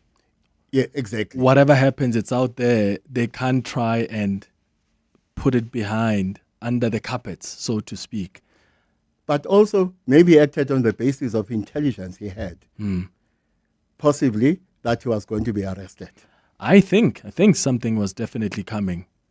Was it an arrest? Was it an investigation of sorts? But that action was prompted by something else, possibly. Okay, let's go to some WhatsApp voice notes, and then I want us to touch on the GNU as well.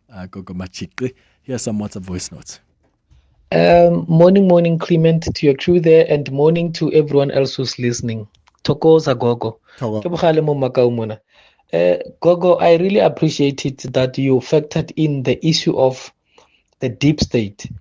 And when some people try to study the mode of our political leadership, they just skim by on the surface without actually taking into cognizance that we are actually a corporate state. And these people that we put in these political leadership positions, they are just pawns used by those who are dominant economically. They take cue from the owners of the market. And that's the real truth about the political leadership of this country. Morning, morning to you and the team and your guest there. I fully agree with your guest, Madimecha. I fully agree with your guest.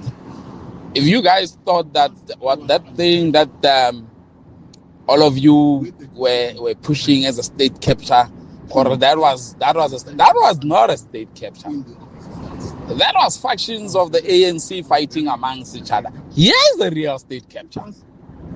Here is the real state. The state has been captured from the police to health to Transnet to taxis to transport to including drugs, and here is the real state capture. Let's see how the ANC will deal with the real state capture. Now, they've got an opportunity now to deal with the real state capture and show the people that they are serious about combating crime. Let's see. Well, thank you so much for your WhatsApp voice notes. And someone here says, hi, Clement. That's a political masterclass there by Gogo Matshiqi. Thank you for bringing him. Another one says, Clement, we appreciate Gogo Matshiqi there, but what I disagree with is that Mkhwanazi is not a bad guy. Never. He is a good cop. Let's not try to normalize what he's saying about the state of our criminal justice system. Yeah, I get this a lot. And if anything, I always try to remind the listeners all the time that there are contexts with anything. Yes. So don't just... I said even on Monday, I actually like General Mkhwanazi. I think he's doing a brilliant job. You can't argue with that. Yeah. But I'm not so naive and so blinded by my like of him that I'm not going to also be contextual and have an open mind and have a critical mind when I look at what's actually going on here. I like equally so Minister Senzo Mchunu. I think he's a rational person. But that doesn't mean I close my eyes off then. It's like we speak about cult personalities in parties. Yes. There are people who can't see any wrong in Julius Malema or Cyril Ramaphosa or Jacob Zuma. They can't. Even when it's so clear. They can't, because it feels like they're betraying something in them or they're betraying the people they love. And I'm trying to say, don't look at it like that. You can love someone, you can love your brother, but you can still be critical. You can still criticize them. You can still see when they are wrong. That doesn't mean you're moving away from that point of love. You asked me, Clement, how can we narrow? I mean, how can you broaden our understanding of the deep state? Well, firstly, you need to periodize your analysis. Now, the deep state is very old, hundreds and thousands of years old. So you need to periodize your analysis. And when you do so, you'll talk about the deep state, let's say during the Roman Empire, or as I said, the deep state in Turkey, the deep state in America. When it comes to South Africa, in my view, the post-apartheid state, in its incarnation as a neo-apartheid state, was captured not after 1994. It was captured before 1994. So by the time we start screaming state capture after 94,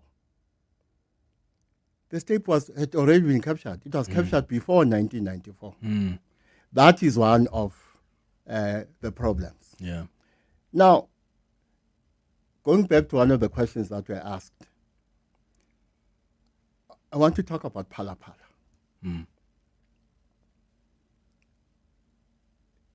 If you listen to what Mkhwanazi is saying,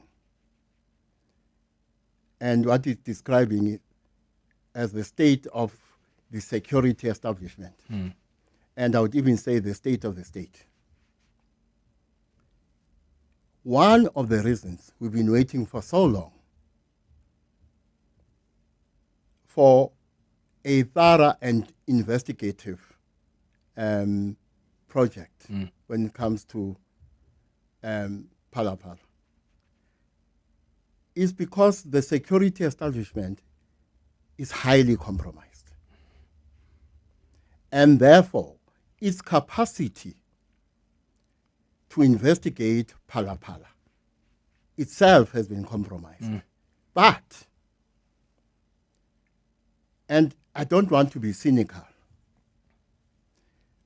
once you have located the intelligence function in your office as a head of state, we must pray that you have nothing to hide. Because a compromised criminal justice system and a compromised security establishment is exactly what such a head of state needs.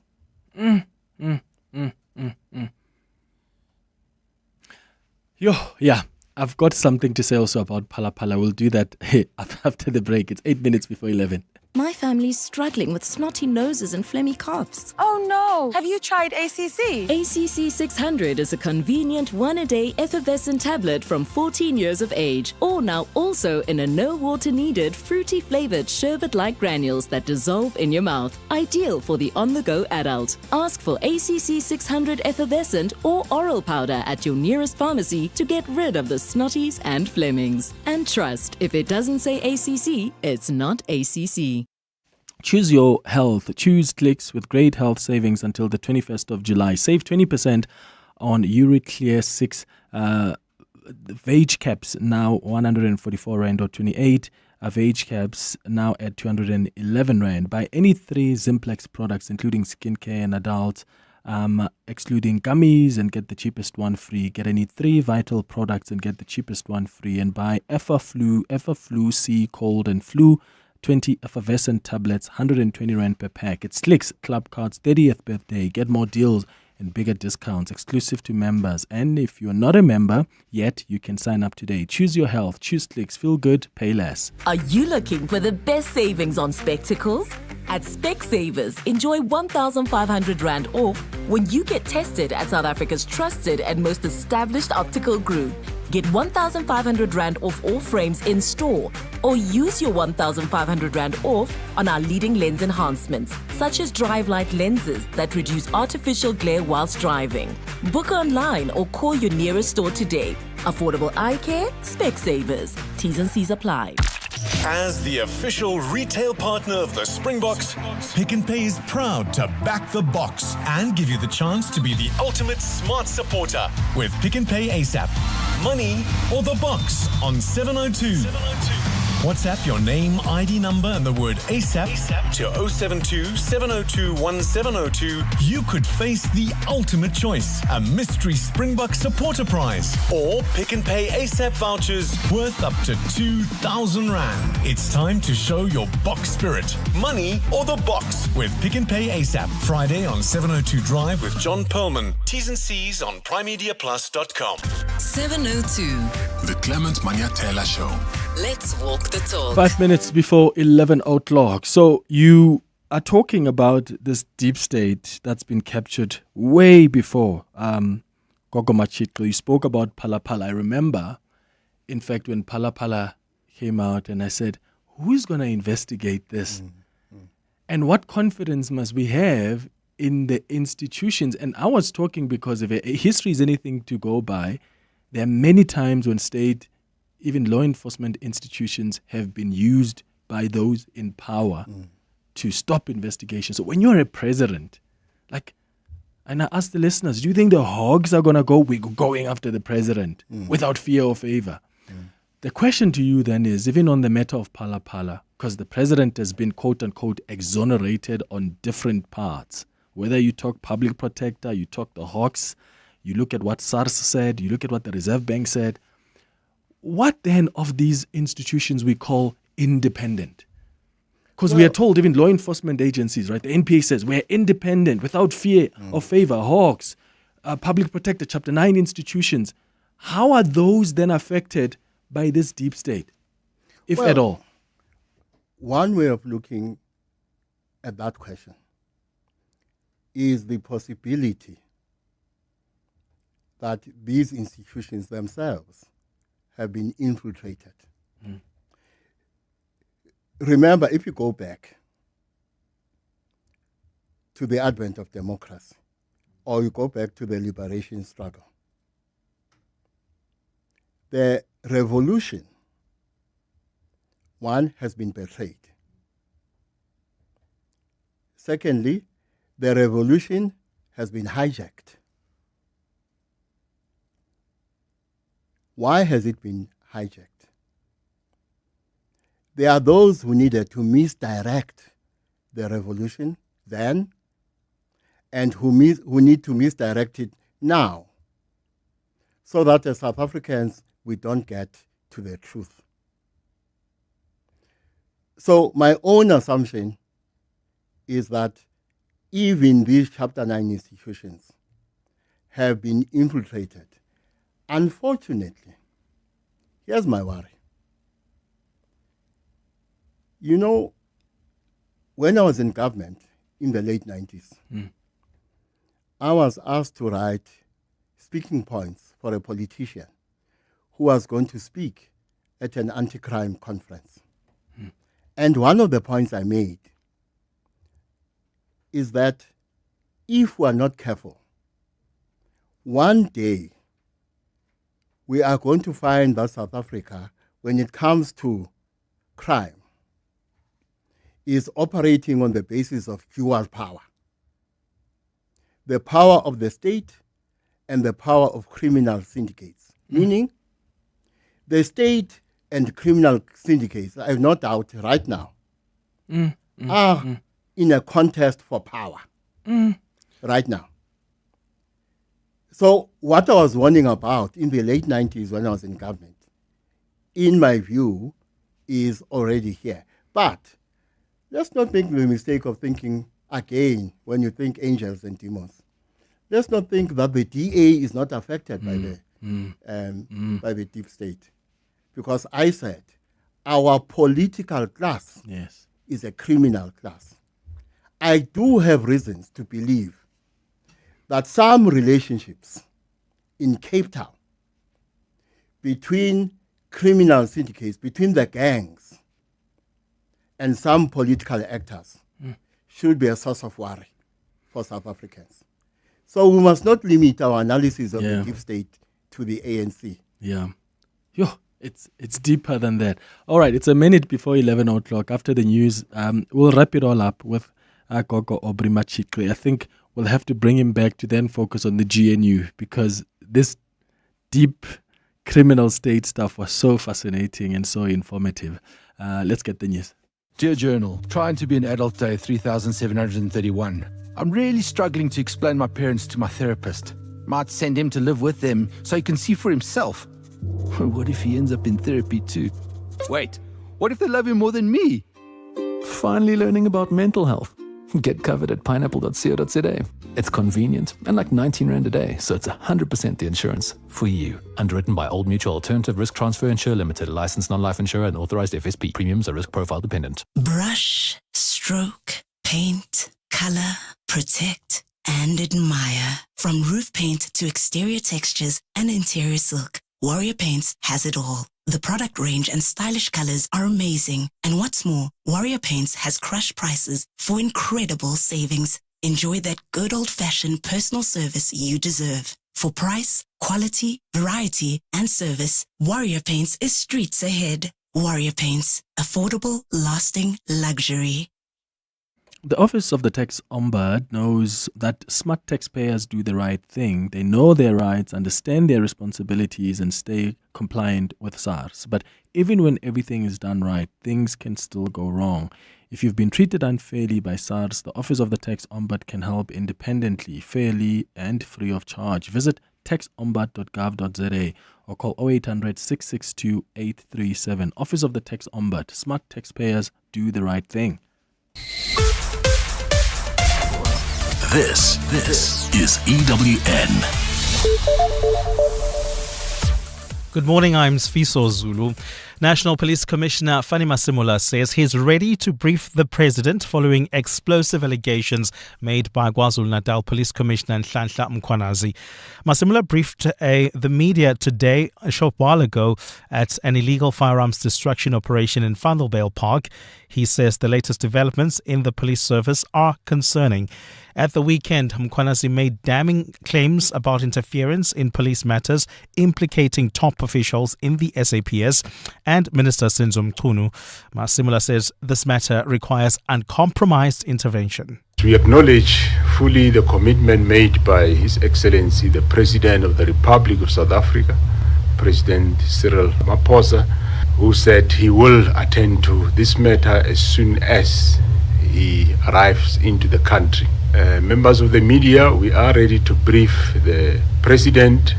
Meanwhile, the police minister has admitted to knowing Brown Mogotsi after denying in Parliament that he was familiar with the controversial man. Mogotsi's name recently came into the spotlight during that explosive media briefing of the KZN top cop. Mkhwanazi said that he received texts and confidential documents from Mogotsi, who alleged to be the police minister's acquaintance. Tabiso Goba takes a look. On the 5th of March this year, KZN Police Commissioner Nhlanhla Mkhwanazi told the Police Portfolio Committee about the messages he received from Brown Mogotsi. In 2024, on the 29th of October, I received a phone call and a message that came from a gentleman who said to me he's a close associate of the Minister of Police. He referred to himself as Mr. Brown Mogotsi. In the same meeting, Police Minister Senzo Mchunu denied knowing Mogotsi. We must be very circumspect when people come to us and say, I'm an associate of this and that. I'm no associate to the person that General Mkhwanazi is referring to. But in a media statement released this morning, Mchunu says he has met Mogotsi and refers to him as a comrade and not an associate. Tabiso Koba, Eyewitness News. Eastern Cape Judge President Selby Mbenenge has denied that he required High Court Secretary Andiswa Mengo to undress herself when he requested her photos. Mbenenge is defending his actions before a judicial conduct tribunal investigating allegations of sexual harassment against him. He's been cross-examined by evidence leader advocate Salome Skippers as she seeks to understand the nature of the relationship between the senior judge and the junior employee. Mengo accuses the top judge of making unwanted sexual advances towards her between 2021 and 2022. Zolega Kodashe reports. It was on the 8th of June 2021 when the communication between Judge President Selby Mbenenge and High Court Secretary Andiswa Mengo began. Around 8 p.m., the judge president asked the junior staffer to send photos of herself, but soon after, Mbenenge asked her to remove the top part of her clothing. During her evidence in chief, Mengo testified that she understood this to mean that the judge president wanted her to undress and expose her upper body, a matter that evidence leader advocate Salome Skeepers pressed the senior judge on. But why did you ask her to remove it? No, because I just wanted to appreciate her appearance, because as far as I was concerned, the jacket was obstructive. Of what? Obstructive in the sense that it doesn't give me a full perspective and view of how she looked. Asked what he wanted to see more of, Mbenenge simply responded, "I've explained it." Zoleka Kodashem, Eyewitness News, Sandton in Johannesburg. And Kenya's President William Ruto has warned against a bid to overthrow the government by protests. At least 31 people have died and more than 500 others arrested in Kenya's anti-government protests. They came more than a year of mostly youth-led demonstrations that have swept across the country since June last year, when proposed tax rises triggered anger about wider issues, including the state of the economy, corruption and police brutality. Ruto claims the protesters want to overthrow the current government before the 2027 elections. Gold is trading at $3,293.68 an ounce. The rand is at 17.78 to the dollar, 24.13 to the pound, 20.82 to the euro. Brent crude oil is at $70.01 a barrel. And in the traffic in Edenville, we've got an accident reported on the R24 West. It happened near the N12 merge. It's causing delays. Please be on the lookout there. While traveling on the N1 North in the Sharon Lee area, roadworks are still along this route and they are causing delays. This is between Malibongwe Drive and Winnie Mandela Drive. A fine day in store for Gauteng. The temperatures will peak at highs between 17 and 19 degrees. The top story in Eyewitness News this hour. National Police Commissioner Fani Masemola says he is ready to brief the president following explosive allegations made by KwaZulu-Natal Police Commissioner Nhlanhla Mkhwanazi. EWN, in touch, in tune and independent. For the latest, visit ewn.co.za or download the EWN app. Entries to the 702 Walk the Talk are open. Go to primemediaplus.com to get your tickets today.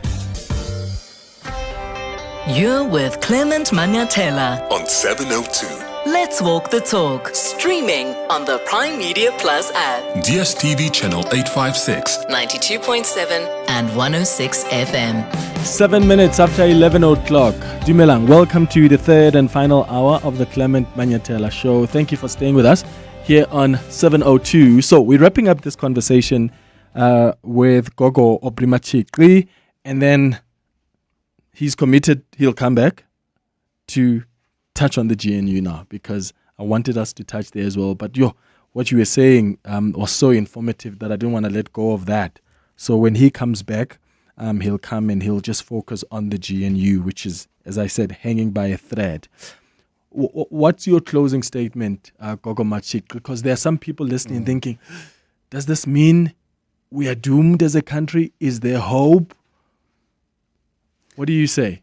Well, let me start with the GNU as I close. We are going to reach a point when the GNU has an approval rating that is higher than that of the political parties that formed it. That is one of the crises the different political parties are going to have, particularly the ANC and the DA. So the imperative for the DA is to make sure that when the GNU has an approval rating among South Africans that is higher than political parties, it must be higher than the approval rating of the ANC, but not the DA. And then on the deep state, my parting shot. The deep state has both national and transnational tentacles. In other words, some of the actors in the deep state are located outside South Africa. And secondly, when we talk about the composition of the deep state, we must not forget to add the media. because too many in the media, individual journalists, newsrooms, and media owners have become embedded themselves. And we must not forget, this reminds us that news is not neutral. News is socially constructed. News is a social construct that is value-laden. It is not neutral. That's why, even when we listen to the news or watch the news, we must remember we're listening to, we're watching a social construct. And therefore must come to news armed with both an open and a critical mind. Yes. Oh, okay. I have to let you go, but quickly on the GNU. When you were saying that the DA, at some point, we're going to reach a point where the favorability ratings for the GNU, for instance, is higher than that of the parties. Is that why then you would see a DA that's still stuck in the GNU, even when everything tells them we are being disregarded here and it's time probably for us to go, but they really can't because they're looking at what South Africans are thinking about this thing that's been formed and how they would exist outside of this thing? Well, when you look, for instance, at what Mkhwana is saying, the Minister of Police comes from the ANC. The Minister in charge of Intelligence comes from the ANC, and so on. So, if you look at the different ministries that are being fingered, we can have the Minister of Justice that are being fingered by Mkhwana. These are all ANC ministers. In short, the greater danger that the GNU will have a higher approval rating than the political parties that formed it is likely to be more of a crisis for the ANC than the DA. This is what the DA will try to leverage and say, look, as we have been telling you, DA ministers are doing better. So the question then is, under what circumstances will the DA leave the GNU? Because the DA keeps on saying, if you don't accede to our demands, we out. No, that's not what they say. Oh, they say severe consequences. If you don't accede to our demands, we will recommit to the GNU. That's actually what they say.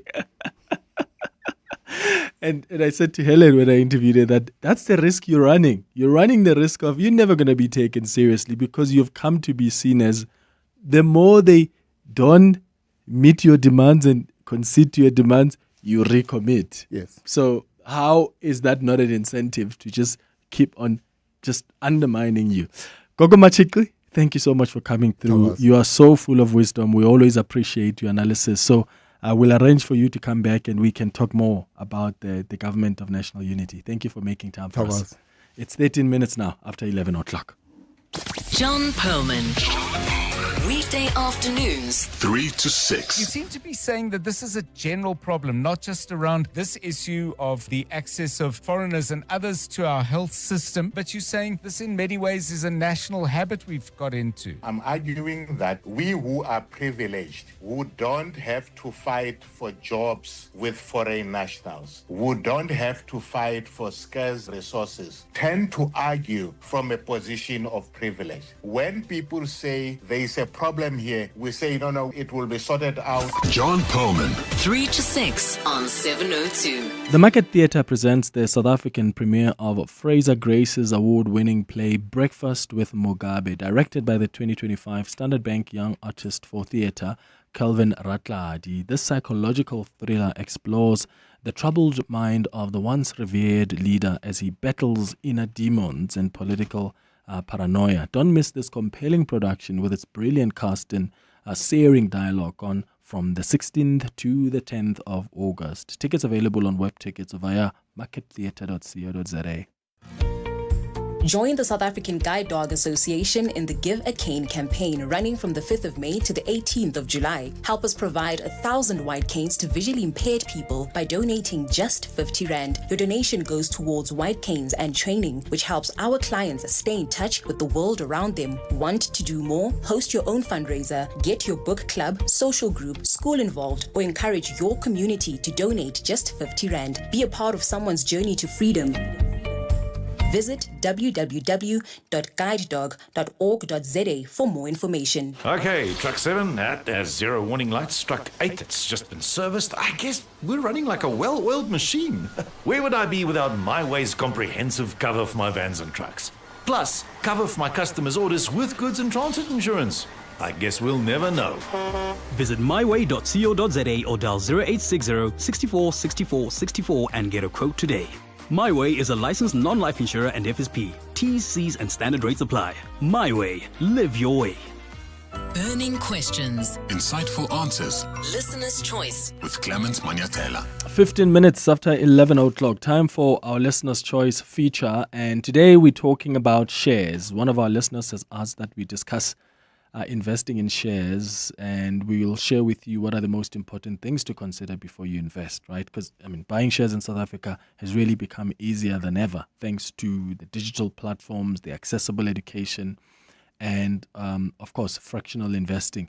And whether you are starting with 100 Rand or 1,000 Rand, the most important step, of course, is to be clear with your goals. That is. So, reliable tools are important. You need a long-term mindset, perhaps, if that's your goal. But the process is not always clear. So how do you start? How do you manage the risk in this volatile economy? Which shares do you buy? Where do you buy them?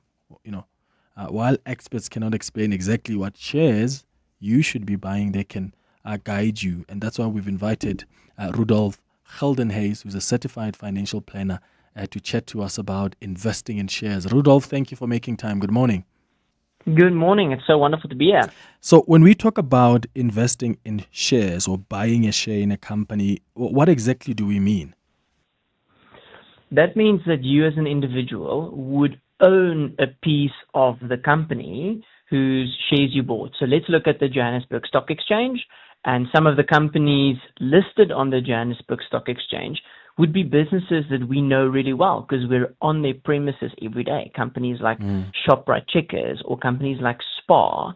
So I would then make the decision to go onto a stock broking platform or buy a share of Shoprite Checkers. Why is Shoprite selling a share? Well, they're raising capital so that they can expand their business. And in exchange for my money, so buying a share from them, I own a piece of Checkers now, and that means that if the company performs and the share price increases, the value that I have in that share is increased, so I've grown my wealth, and I also get a portion of the dividends. So at the end of each year, some companies declare a dividend from some of their retained earnings. So if the business did really well, they want to give back to shareholders. So now in exchange for some money that I gave to Checkers, I own a share and I get a dividend, and hopefully the shares that I buy in all these companies will grow in value and I will create wealth in that way. So how do I get the dividend? Like, is it something that could be paid on a monthly basis? Is it something that gets paid at the end of the financial year? How does it work when you've decided to invest in, let's say, Shoprite? So it depends on the dividend policy by each company. Okay. So some companies declare annual dividends. Some companies have got more regular dividends. But when they pay a dividend is less important than the fact that as a shareholder, when a dividend is declared, that money comes back to you. So let's take an easy example. Let's say one of these stockbroking accounts. I bank with FNB. So on my FNB app, if I want to buy some shares, I simply go onto the FNB app, would take some money out of my bank account and would buy a Shoprite Checkers share. When Shoprite eventually declares a dividend, that money will come into my share portfolio and I'll see it as, hey, I've got some extra money in my share account, which was cash from the dividends received. And then I can decide, am I going to enjoy the dividend or am I going to maybe buy some more shares? Okay. So what should people then, what platforms are better to use? I know there are many online platforms, whether you talk about Easy, equities or Satrix now, the banks, as you've just indicated. How should one go about choosing the right platform so that people don't end up being scammed? Oh, that's a great question. I think you need to do a little bit of research. Like, is this a real company or is this some kind of scheme to get my money? So that's the first thing. I think establishing the credibility through some research. Do they have all the licenses? Are they registered with all the important bodies? Like, can they actually become a stockbroker? That's a good question to ask.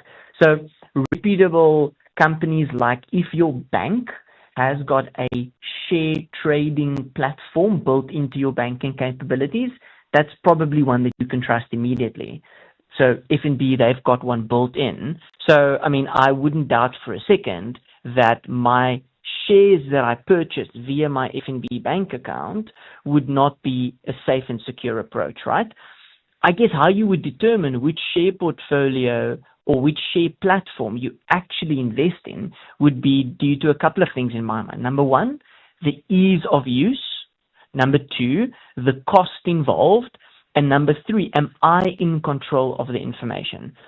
The shares that I bought, is it actually in my name? Because sometimes there are funny schemes out there where you pay money to somebody and on my behalf, you would maybe go and buy shares for Rudolph.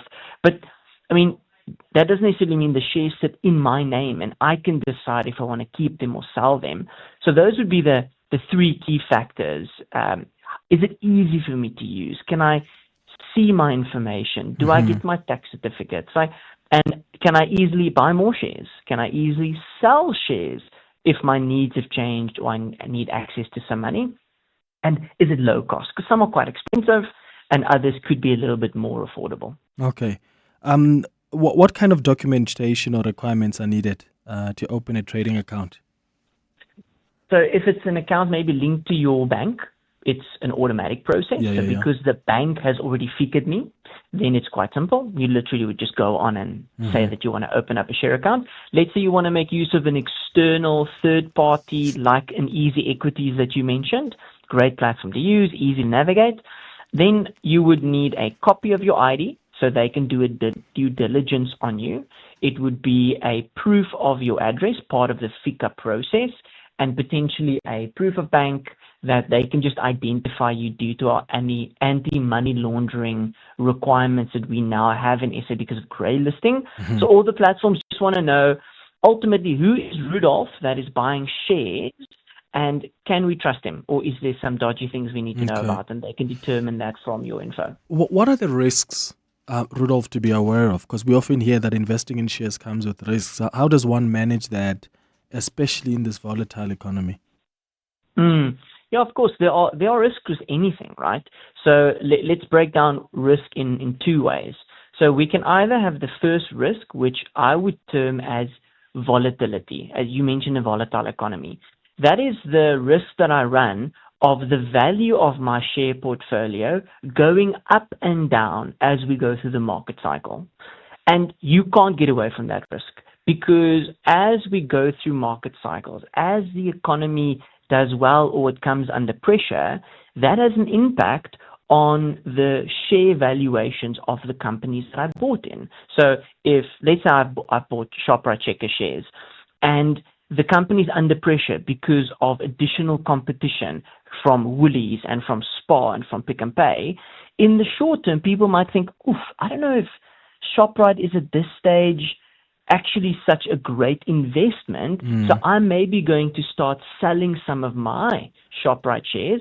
And when people start selling shares, it has an impact on the share price due to supply and demand. So then if I've bought a share for 100 Rand from Checkers, I could end up a month later with that share being valued at 90 Rand. But I haven't lost money yet because I still own the share. So that is called volatility. The other risk, which is much less likely, is the fact that my share value drops to zero. I mean, we all remember Steinoff. It was already some years ago, but it's still fresh in a lot of our minds. More often than not, that's not a risk that I lie awake about at night for my clients, thinking, what if some of the shares we own in all of our portfolios that we manage would actually drop to zero? Because the reason Steinoff dropped to zero is there was just absolute fraud and theft and mismanagement. But that's not because of market cycle or competition or maybe some excitement around a new opportunity or a new business unit that ShopRite has launched. So remember when they launched that ShopRite Outdoor business unit? Like, hey, that's something new, exciting. So it increases sales and would obviously increase the share price maybe in the shorter term. But it's not a risk to my capital that the thing that I've bought will drop to zero. So why do I mention the difference between the two? We need to be aware that as much as share prices go up, they've also gone down in the past. And over the longer term, owning shares is the only thing, or one of the few things, that helps us build wealth. We can't grow our wealth with money in the bank. We actually almost want to run a bigger risk of having too much money in the bank than money in assets because of inflation.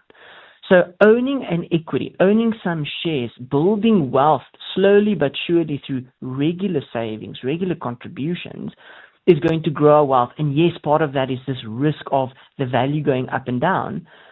But we need to have a long-term view. Like, share investing is not a 1 month thing. It's not a 1 year thing. It's a much longer time frame. But we get rewarded for that through the dividends and through the share price increase. Okay. If you've got questions for Rudolph, you can call us on 011-883-0702. WhatsApp's on 0727021702. I did get a question earlier about unit trusts. Are those a safer option, for maybe people who are not confident in picking individual companies? Yeah, unit trusts are great tools available to each individual South African. And let's compare apples with apples.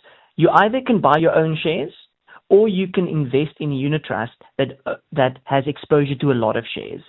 So it is maybe an option to consider if you're concerned that if you have to go and pick your own shares, that you're not going to do the best job at it because it takes a lot of work. It's a lot of smart people that normally play in that space.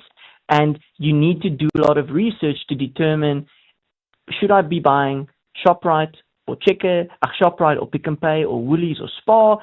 Or alternatively, some unit trust just invests in all four of them. So you have a diversified approach. So a unit trust is simply investing alongside a lot of other people.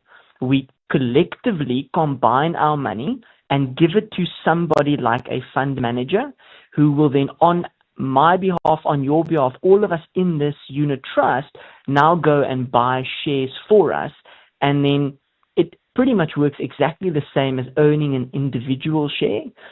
I think it just brings about an additional layer of control, additional layer of diversification, peace of mind that there are other people involved who are maybe a bit smarter than I am. All right. There's a question here about investing lump sum. Someone wants to know if they should invest a lump sum all at once, or rather maybe start with a smaller amounts. Before you respond to that, here's a WhatsApp voice note that's also come through. Morning, Clement and team. Can you please ask your guest there what are the most reliable trading instruments that one can opt for or that are available? Like if you want to trade cryptocurrency and so on. Thank you, Sipo from Tembisa. Thank you very much, Sipo. Rudolph, those two questions? Yeah, so let's tackle the first one, lump sums versus regular contributions, so like monthly debits. I think over time it comes out to the same thing. You're actively deciding to put money away for your future. You're buying quality assets. You are actually just starting to accumulate money in assets that'll grow over time. I guess the pros and cons would be if you have a regular debit order, you keep buying shares regularly, if we stay on the topic of share investing. So whether the market cycle goes up or down, you are getting into the market at different spaces. So this month, the ShopRite Checkers share in my example is 100 Rand, so you buy one Checkers share. Next month, the share price came down a little bit, so it's 90 Rand. It's still a good quality company. Nothing really changed fundamentally about the company. Now I'm getting more than one share because I'm investing 100 Rand a month, but then next month, it's 110 Rand a share. So I'm able to, I guess, spread the risk of the up and down market movements. Whereas a lump sum, if I put it in today in the shares, I mean, I guess I'm more exposed to what the current market conditions are and what the current share prices are. But if we stretch it out over 10 years, we probably might not really see a distinct difference between investing 100 Rand a month versus investing 1,200 Rand once a year. And then I guess the second question is around the platforms available and the kind of products utilized. I think there's so many of them. You just need to make sure that they're reputable and that they're doing what you need to do. I mean, the caller who sent the voice note spoke about cryptocurrency. I mean, that's a very different kind of asset than a share would be. And some platforms like Easy Equities, I think they've now got a section where you can buy a cryptocurrency ETF. That's never mind whether you should buy it or not. I mean, that's a personal, I guess, conviction or what you're trying to achieve.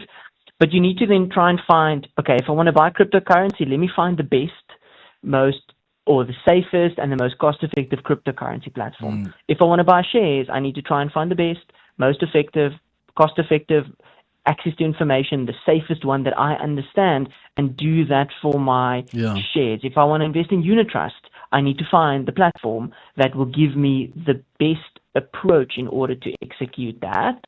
That would be my I guess, feedback on that. All right. Rudolph, I'm just going to take the latest in Eyewitness News headlines, if you don't mind. I'd like to come back, if you can take maybe 2 or 3 more questions before we wrap up this chat. It's 11:31. Khomotso Modise has the latest in Eyewitness News headlines. Khomotso, hi. Good morning. The SA Police Service says the damning allegations made by its KZN Commissioner Nhlanhla Mkhwanazi have eroded public trust. National Police Commissioner Fani Masemola addressed the issue during a private firearm destruction operation in Vanderbijl Park, south of Joburg this morning.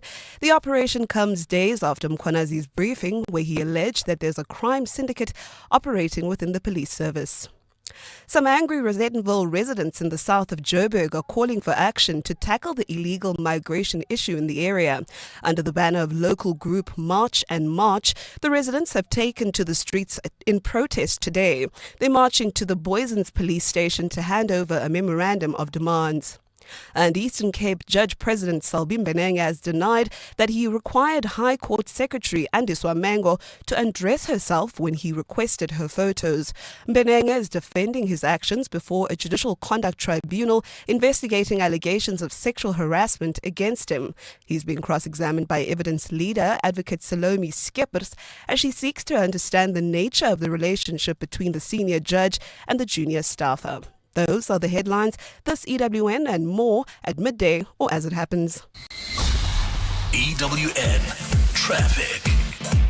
Travelling on the N12 as well as the R24 West, we've got delays between Edenville Road and the Kilulis interchange, while on the N3 North, some delays between Van Buren Road and the Kilulis interchange. If you are travelling towards Mayfair, do expect delays on the M2 West between the Crown interchange and Main Reef Road, while travelling on the N1 North in the Randburg area, do expect delays there due to the roadworks that are taking place between Malibongwe Drive and Winnie Mandela Drive. We also have got some issues along Malibongwe Drive in the Kaya and Cosmo City areas, just as you approach Witkoppen Road. And if you're traveling in the city of Tshwane, be on the lookout for roadworks that are taking place along Linwood Road right near the N1, and do expect delays there as well. I'm Amo Ramela. Otherwise, Karabo Jali will have your next traffic update at the top of the hour. There's more EWN on air, online, and on the EWN app. Burning questions. Insightful answers. Listener's choice. With Clement Manyathela. All right, we're wrapping up our conversation with Rudolph Geldenhuys, who's a certified financial planner. We've been talking about investing in shares and some of the questions you have around that. So I want him, before we wrap up this conversation, to at least respond to at least 2 or 3 more questions. So let's listen to some WhatsApp voice notes. Hi, Clement, and thank you for your wonderful talk on shares. But forgive my ignorance. I was wondering if your guest could just explain to us in terms of how many shares a company can put out there, and is there a possibility of, for example, an individual becoming a majority shareholder in a company through the buying of these shares?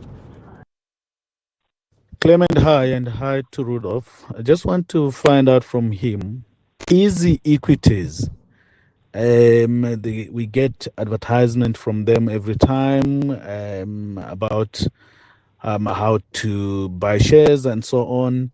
Is equities legitimate type of sort of like share buying?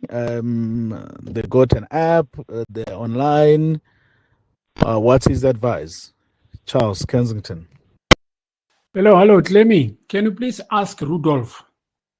Can I buy shares? You think? Let me say, can I buy shares from other banks, not having account with those banks? Like for an example, I'm in a Capitec, and then can I buy shares from Absa, Nedbank, and the other banks?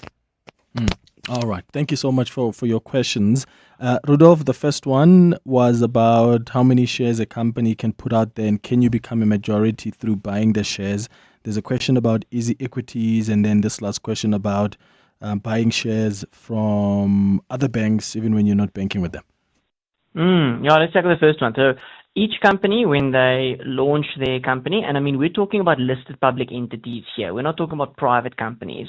So when, for example, Shoprite Checkers decided to move from a private company to a listed public company, part of that process was to offer shares to the public. So they, for example, started with 1 million shares, and people could buy one of those millions of shares available for a fee, and that is how they raised some capital in order to expand the business. And now I'm a shareholder, part of their journey. I get some dividends in the process. I can absolutely keep buying those shares if they are publicly available. And over time, if I buy enough of those shares, if I had the capital for it, I could become a majority shareholder. It's probably very unlikely for the public listed companies that individuals would become majority shareholders just by nature of how large these institutions are. But for smaller entities, yes, absolutely. Then the question just becomes, what risk are you taking on by becoming a majority shareholder or a major shareholder? Like, is that part of your financial plan? If I own, for example, 10% of Checkers, which is a large amount, like, would that be the only thing that I own?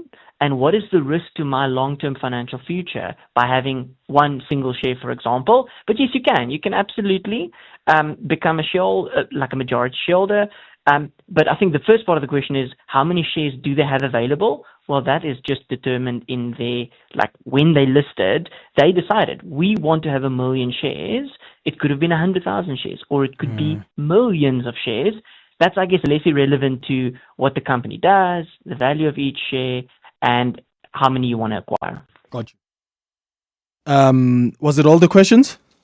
No, there was one more. One more about shareholding, I think, in general, and then one about easy equities. Yes, please. So far, I've heard nothing to the contrary that easy equities is not a reliable business. I mean, for example, I personally have an easy equities account. Works really well. It's fun to use, access to information. So I'm not concerned about them necessarily being a fly-by-night company. Can I say that no issues will ever arise with easy equities? No, that's impossible. But so far, no red flags. So that's a good thing. And then the last question around how do I buy shares? Let's say you're a Capitec Bank account holder and they don't yet have a share platform. Yes, of course, you can approach a FNB or an ABSA or a Standard Bank if they have this share trading ability. But you just need to then investigate the costs associated with opening up that share account. Are there monthly fees? Do you need to have an account with them? And are there fees to buy or sell the shares? Once you've answered all those questions and it makes sense, then it's absolutely possible to explore one of those options. All right. Rudolph Geldenhuys, Certified Financial Planner. You've been great in responding to some of the questions we have around investing in shares. Thank you for making time for us. It's 22 before 12. The Sharing Space on the Clement Manyathela Show. 702. Time for the Sharing Space. This is where we share our stories as we prepare to wrap up the show. We do this every single Wednesday around this time. So if you have any story you want to share with us about something that happened at home, something that's been troubling you, something you noticed with your friends, something you saw at work, whatever it is, you can share it with us. You can send an email on cm@702.co.za. And we'll bring your story on air. We've got an email that we received for the sharing space today that I'm going to go through. Afterwards, I'm going to take your calls and WhatsApps. Remember, if the listener is asking for advice, please be kind to advise them if you have any. If they're not asking for advice, you can just share your experiences. Maybe you've experienced something similar before. Here we go. Greetings, Clement. I'd like to remain anonymous. I am a woman in my early 40s. I lost my husband of 8 years 4 months ago. He was truly the love of my life and we had a good life together. In the last month, I've been feeling very lonely. It's been tough to navigate life knowing that I no longer have a partner. My husband and I were so in love and he was my best friend. I never felt alone and I think I'm struggling to accept that I'm now alone with our kids, our 2 kids. This loneliness has led me to thinking about starting to date again. This is not because I want to forget about my husband. It's really because I'm so alone that it is driving me crazy. I really need companionship. And I know my husband would want me to be with someone because I was so reliant on him. Obviously, based on tradition, it is too soon for me to date. My in-laws want me to wait at least a year before seeing anyone. They have had my sister-in-law move in with me and she monitors everything I do. So it would be difficult to date with her watching my coming and going every day. I'm employed and there's a man at work who I believe I've developed feelings for. He has really been a support structure for me during this period. I think I want to pursue a relationship with him. I've asked my friends for advice and they are divided on this. Some of them say I should date and go ahead with this, while others say it's too soon. I'm thinking of even calling a family meeting to ask for clarity on what to do because I do not think I want to wait for a whole year. Am I wrong for wanting to move on? Okay, 011-883-0702. Please give us a call if you've got advice. Maybe you've experienced something similar. You know, sadly, you have lost the love of your life. Maybe you were married to the person that, well, wife or your husband. When did you move on? And was it because that's what you wanted to do? Or was it because of cultural, religious, or family expectations? What advice would you have for Anonymous? Early 40s, lost husband of 8 years about 4 months ago. And it looks like the husband would have really wanted her to be happy and to move on. And she's asking, what do I do? Is it too early? Let us know. 18 minutes before 12. Whenever you hear deep in the heart and art of jazz, think Sia Makuzeni with the big band, Jasmine Horn, Alun Wad, The Baylor Project, Jose James sings Badu, Umusangare, Esperanza Spalding, Michelle Ndujiochelo, Elaine, Tezo, Munei, Mondli Ngobo, and many other spectacular icons. Think Standard Bank Joy of Jazz Festival, 4 stages at the Sandton Convention Center, 26th, 27th, and 28th September, and take me there. Book via Ticketmaster.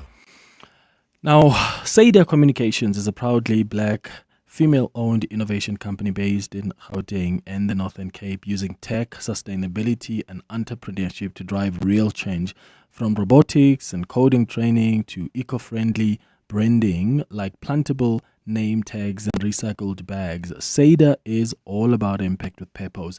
They even support last-mile delivery and promote tools like the AI Toolkit by Dr. Alan Mutono. To help people grow. Now visit sadacommunications.co.za to learn more or partner with them today. Quiet, please. Quiet, please. Quiet, please. With 50% off on limited Tennis Town tickets, no wonder Amex card members are so thrilled. Enjoy a world-class tennis experience at Monte Casino between 11 and 13 July 2025. Buy your tickets for Amex Tennis Town online today at howler.co.za for the Championships Wimbledon experience with the Mzansi advantage. Tennis is better with Amex. The Sharing Space on the Clement Manyathela Show. 702. All right, 17 minutes before 12 o'clock, I read you the story of Anonymous. She's in her early 40s. She lost her husband of 8 years about 4 months ago. They were in love, but now she really feels like she's ready to move on. She's been feeling lonely and she wants to be with someone. but her friends are divided. Some are saying it's too early. The family expects her to wait a whole year. Yeah, I don't know. What advice do you have? I think one of the things I've come to realize as I age is that there are things that we do that we don't really understand. And I'm on a journey of stopping to do things that I don't understand. Whether it's religiously or culturally, or I don't want to do things I don't understand. So sometimes you're told, wait 5 years, wait a year, or wait 3 months. Why? And I think we must be curious to know why. And we must be able to do things that are also going to make us happy. Yes, I think it's important to preserve culture. Don't get me wrong. Absolutely. But can we at least understand why are you doing what you do? I think that is important. And where do I stand on that? Am I comfortable with that? Am I happy? Is it depressing me? Is it making me miserable? Is it making me happy? I think we must contend with those questions. So for me, Anonymous is, what makes you happy? You and your kids. Because sometimes we don't do things because we're scared we're going to be judged, but we're left miserable. So you need to balance. What's more important to you? What do you value more? Is it holding those cultural expectations, family expectations, or is it making yourself happy? And what are the consequences of that? Zondile, you're calling from Soweto. What do you say? Hi. Hello? Hey, go ahead.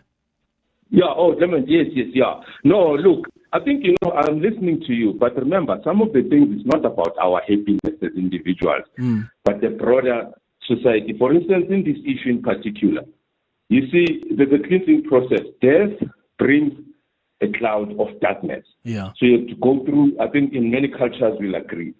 Secondly, our belief, and it's proven, husband or a guy who meets up with a lady who's still a widow, she's meeting some darkness in there. And it's not safe even for the guy. So the woman, if she loves the guy, insists, he must wait so that when they enter into that relationship, they can do everything free without any risk. Wait until when, Mzandile? The whole year? Darkness.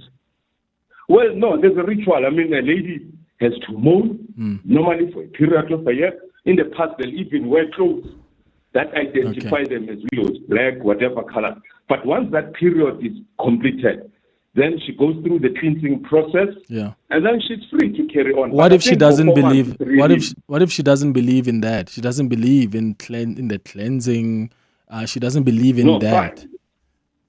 Fine enough, but the risk is that the people that she will be engaging with in that state of being in the dark may be affected, may suffer consequences because she did not believe, and then she carries on, and then the black shadow might befall on those other people that she associates with. For instance, you can't sleep with a man still in the mourning process. Okay, got you, Zondile. So those other people may be affected.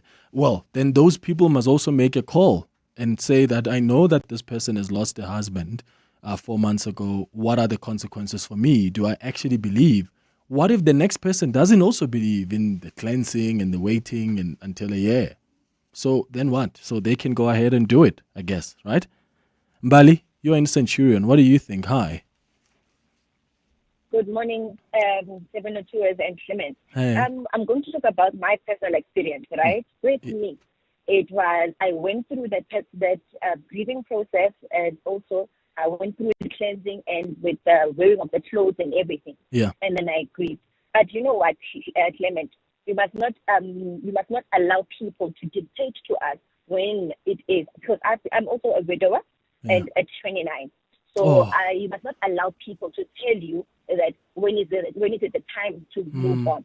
And another thing that you must just also be careful about is the person that she's exposing herself to. For example, with I don't want to say stereotyping it, but most of the time that guys would also prey on us, thinking that we just lost our husband and we've got money. Yes. So she must just also be careful. But also on a lighter note, you might find someone who is genuinely in love with you, or is genuinely want to pursue a relationship with you. But with her, she must just allow herself to grieve, and when she feels that she has grieved enough, then she can move on. So Anonymous, just be okay. I'm just going to say, just be strong and be heal yourself and then guilty. Okay. Thank Yeah. you so much, Clement. Bali, thank you for that. And I'm sorry to hear about your husband. If you don't mind me asking, was there a time when you felt you were ready to move on? Yes, it comes, ne? And Okay. also another thing that you will be filled with also issues of feeling like guilty, but at the same time, someone, I think I went to a counseling session, someone would tell me, your partner would still want you to move on. They loved you when you were alive. They loved you when you were happy. Your children Yes. love you more when you are happy. You don't want to also be a sad parent. You don't want to show your children that sadness is the way of life. So, yeah, Absolutely. I think that's how I approached it. Yeah, Mbali, thank you so much. I love hearing from people that have also walked this journey, because then that helps Anonymous, because then you are relatable to Anonymous. All of us can give advice, but we have never walked those shoes. So to hear someone who's been there, Anonymous at least can weigh that and know that, oh, there's someone who's also been through the same thing. So Mbali, I appreciate you sharing your story with us. Isaac, you're in Limpopo. What do you think? Hi. Marimejo ke isara musma barwana kam. Tobel. Ne ke tlono eletsa fela hloka ino reng 4 months is too soon man. Okay, adulenyana at least ka bangwa o rata my through process of cleansing. It's not about believing or not believing. Mara nyama aga se closure tlamele adule at least a year. Aga no bana motho wa hae ba kwana re batla tswela pele after a year then by direct, but 4 months is very very soon. I mean so it's very soon. 4 months is very very soon. And then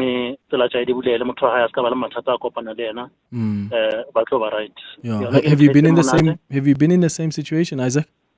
Yeah, but that was back in 2019. So but problem got little data after 2 years. But the thing going every time I'm gonna let somebody or get data, I just think it looks like I'm betraying my person. So it somehow looks like why am I doing this? I mean, I have this person.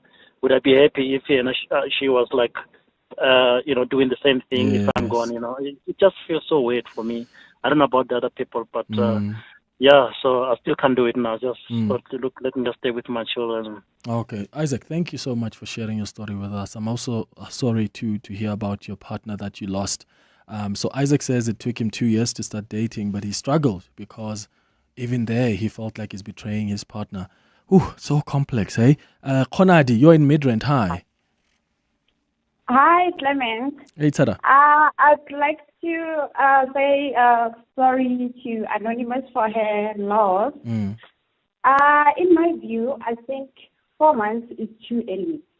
So she needs to give it at least a year. I also subscribe to the 1 year mourning period. Yeah. And also, I feel like she's still looking for her husband. And I'm worried for her that potential man that she's looking for might not be the opposite of her husband. And she'll be very disappointed and very hurt. Yes, got you. Konadi in Midrand, thank you. Stan in Rodiport. Hi. Hi, Clement. How are you? Good man. Go ahead. I just wanted to comment that, you know what, in life we shouldn't go on what people think or what everybody's got different experiences. I got divorced, and then immediately after a year I started dating, and I can say that I met the love of my life. So we can't stop people from trying to venture into those things. There are things that you have to look for, but let a person be. That's it. We can't be getting involved in what she thinks or what people think. Yeah. And once you start looking at what people think, then you actually stop living your life. Absolutely. Stan, I got you. Here are some WhatsApp voice notes. Hey, Clement. So for your guest, I feel that 4 months is a bit too early to get into another relationship. But I also feel that if she does find somebody that she can really connect with and perhaps fall in love again, I think she should go for it, because not every day you get to meet somebody that you really like. And if this person, if she doesn't, if this escapes, then perhaps she will never find somebody who she can fall in love with. So go for it, give it a try, and see where it goes. All the best.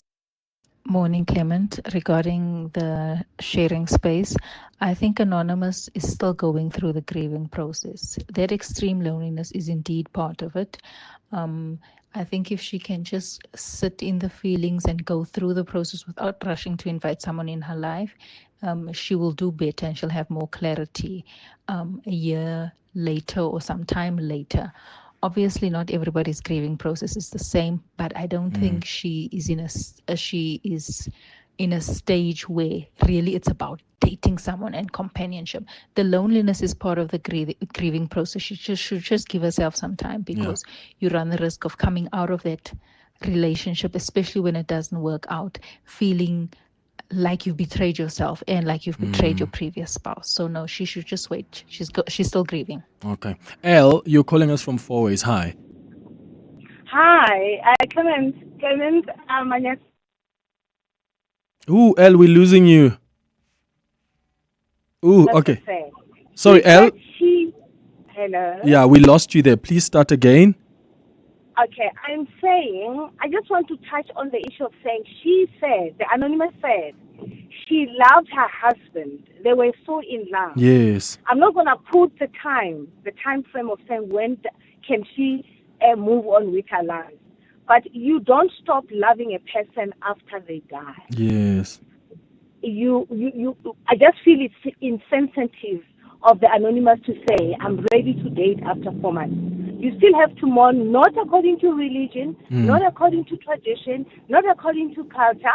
I just feel that if they were so in love, there's a certain period that says, mourn your husband with decency, not when there's another person. What if what if they had a chat and the husband said, or even the wife said, should one of us die first, feel free to move on, even after 2 months or 4 months or 6 months?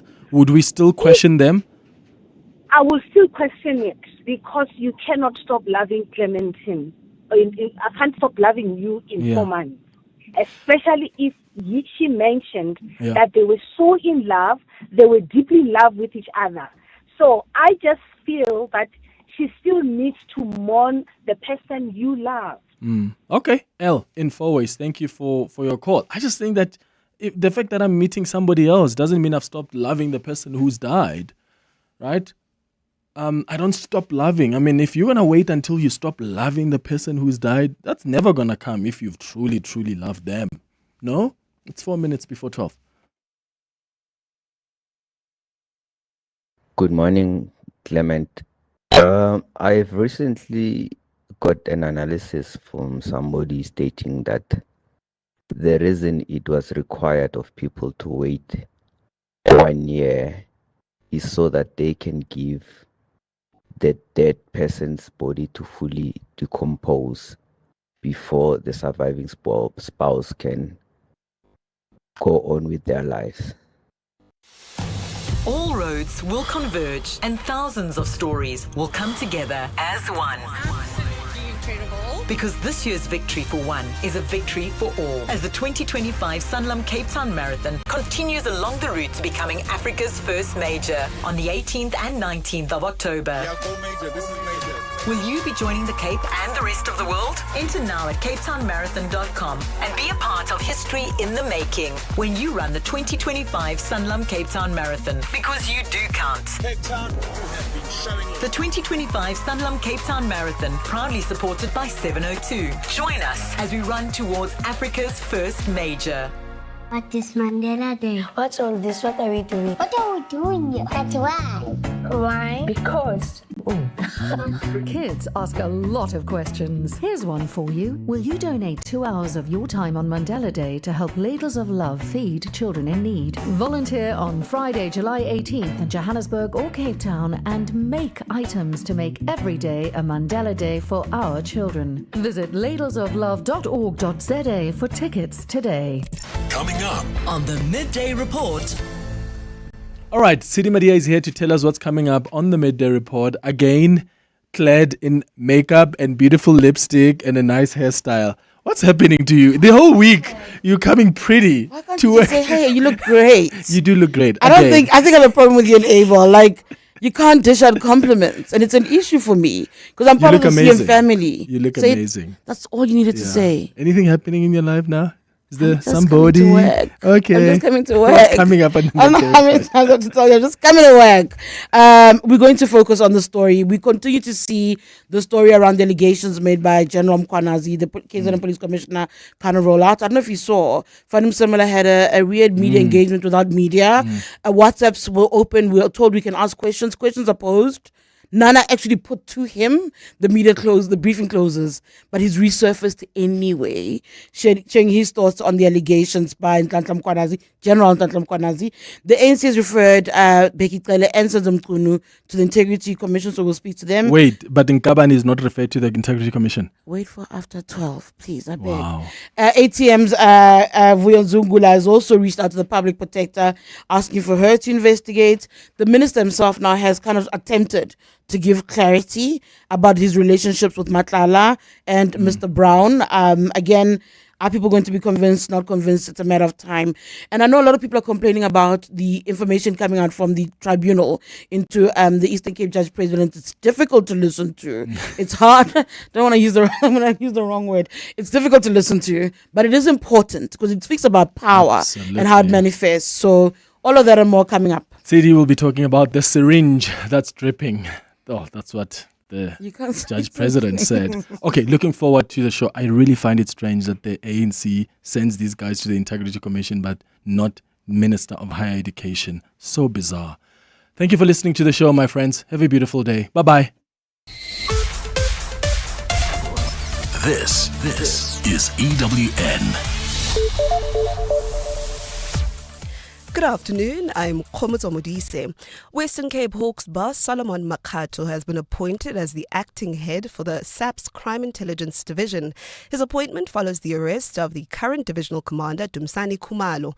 Khumalo, along with six other SAPS members, are facing several fraud and corruption charges for allegedly engineering the hiring of an inexperienced 30-year-old officer to a senior position within crime intelligence.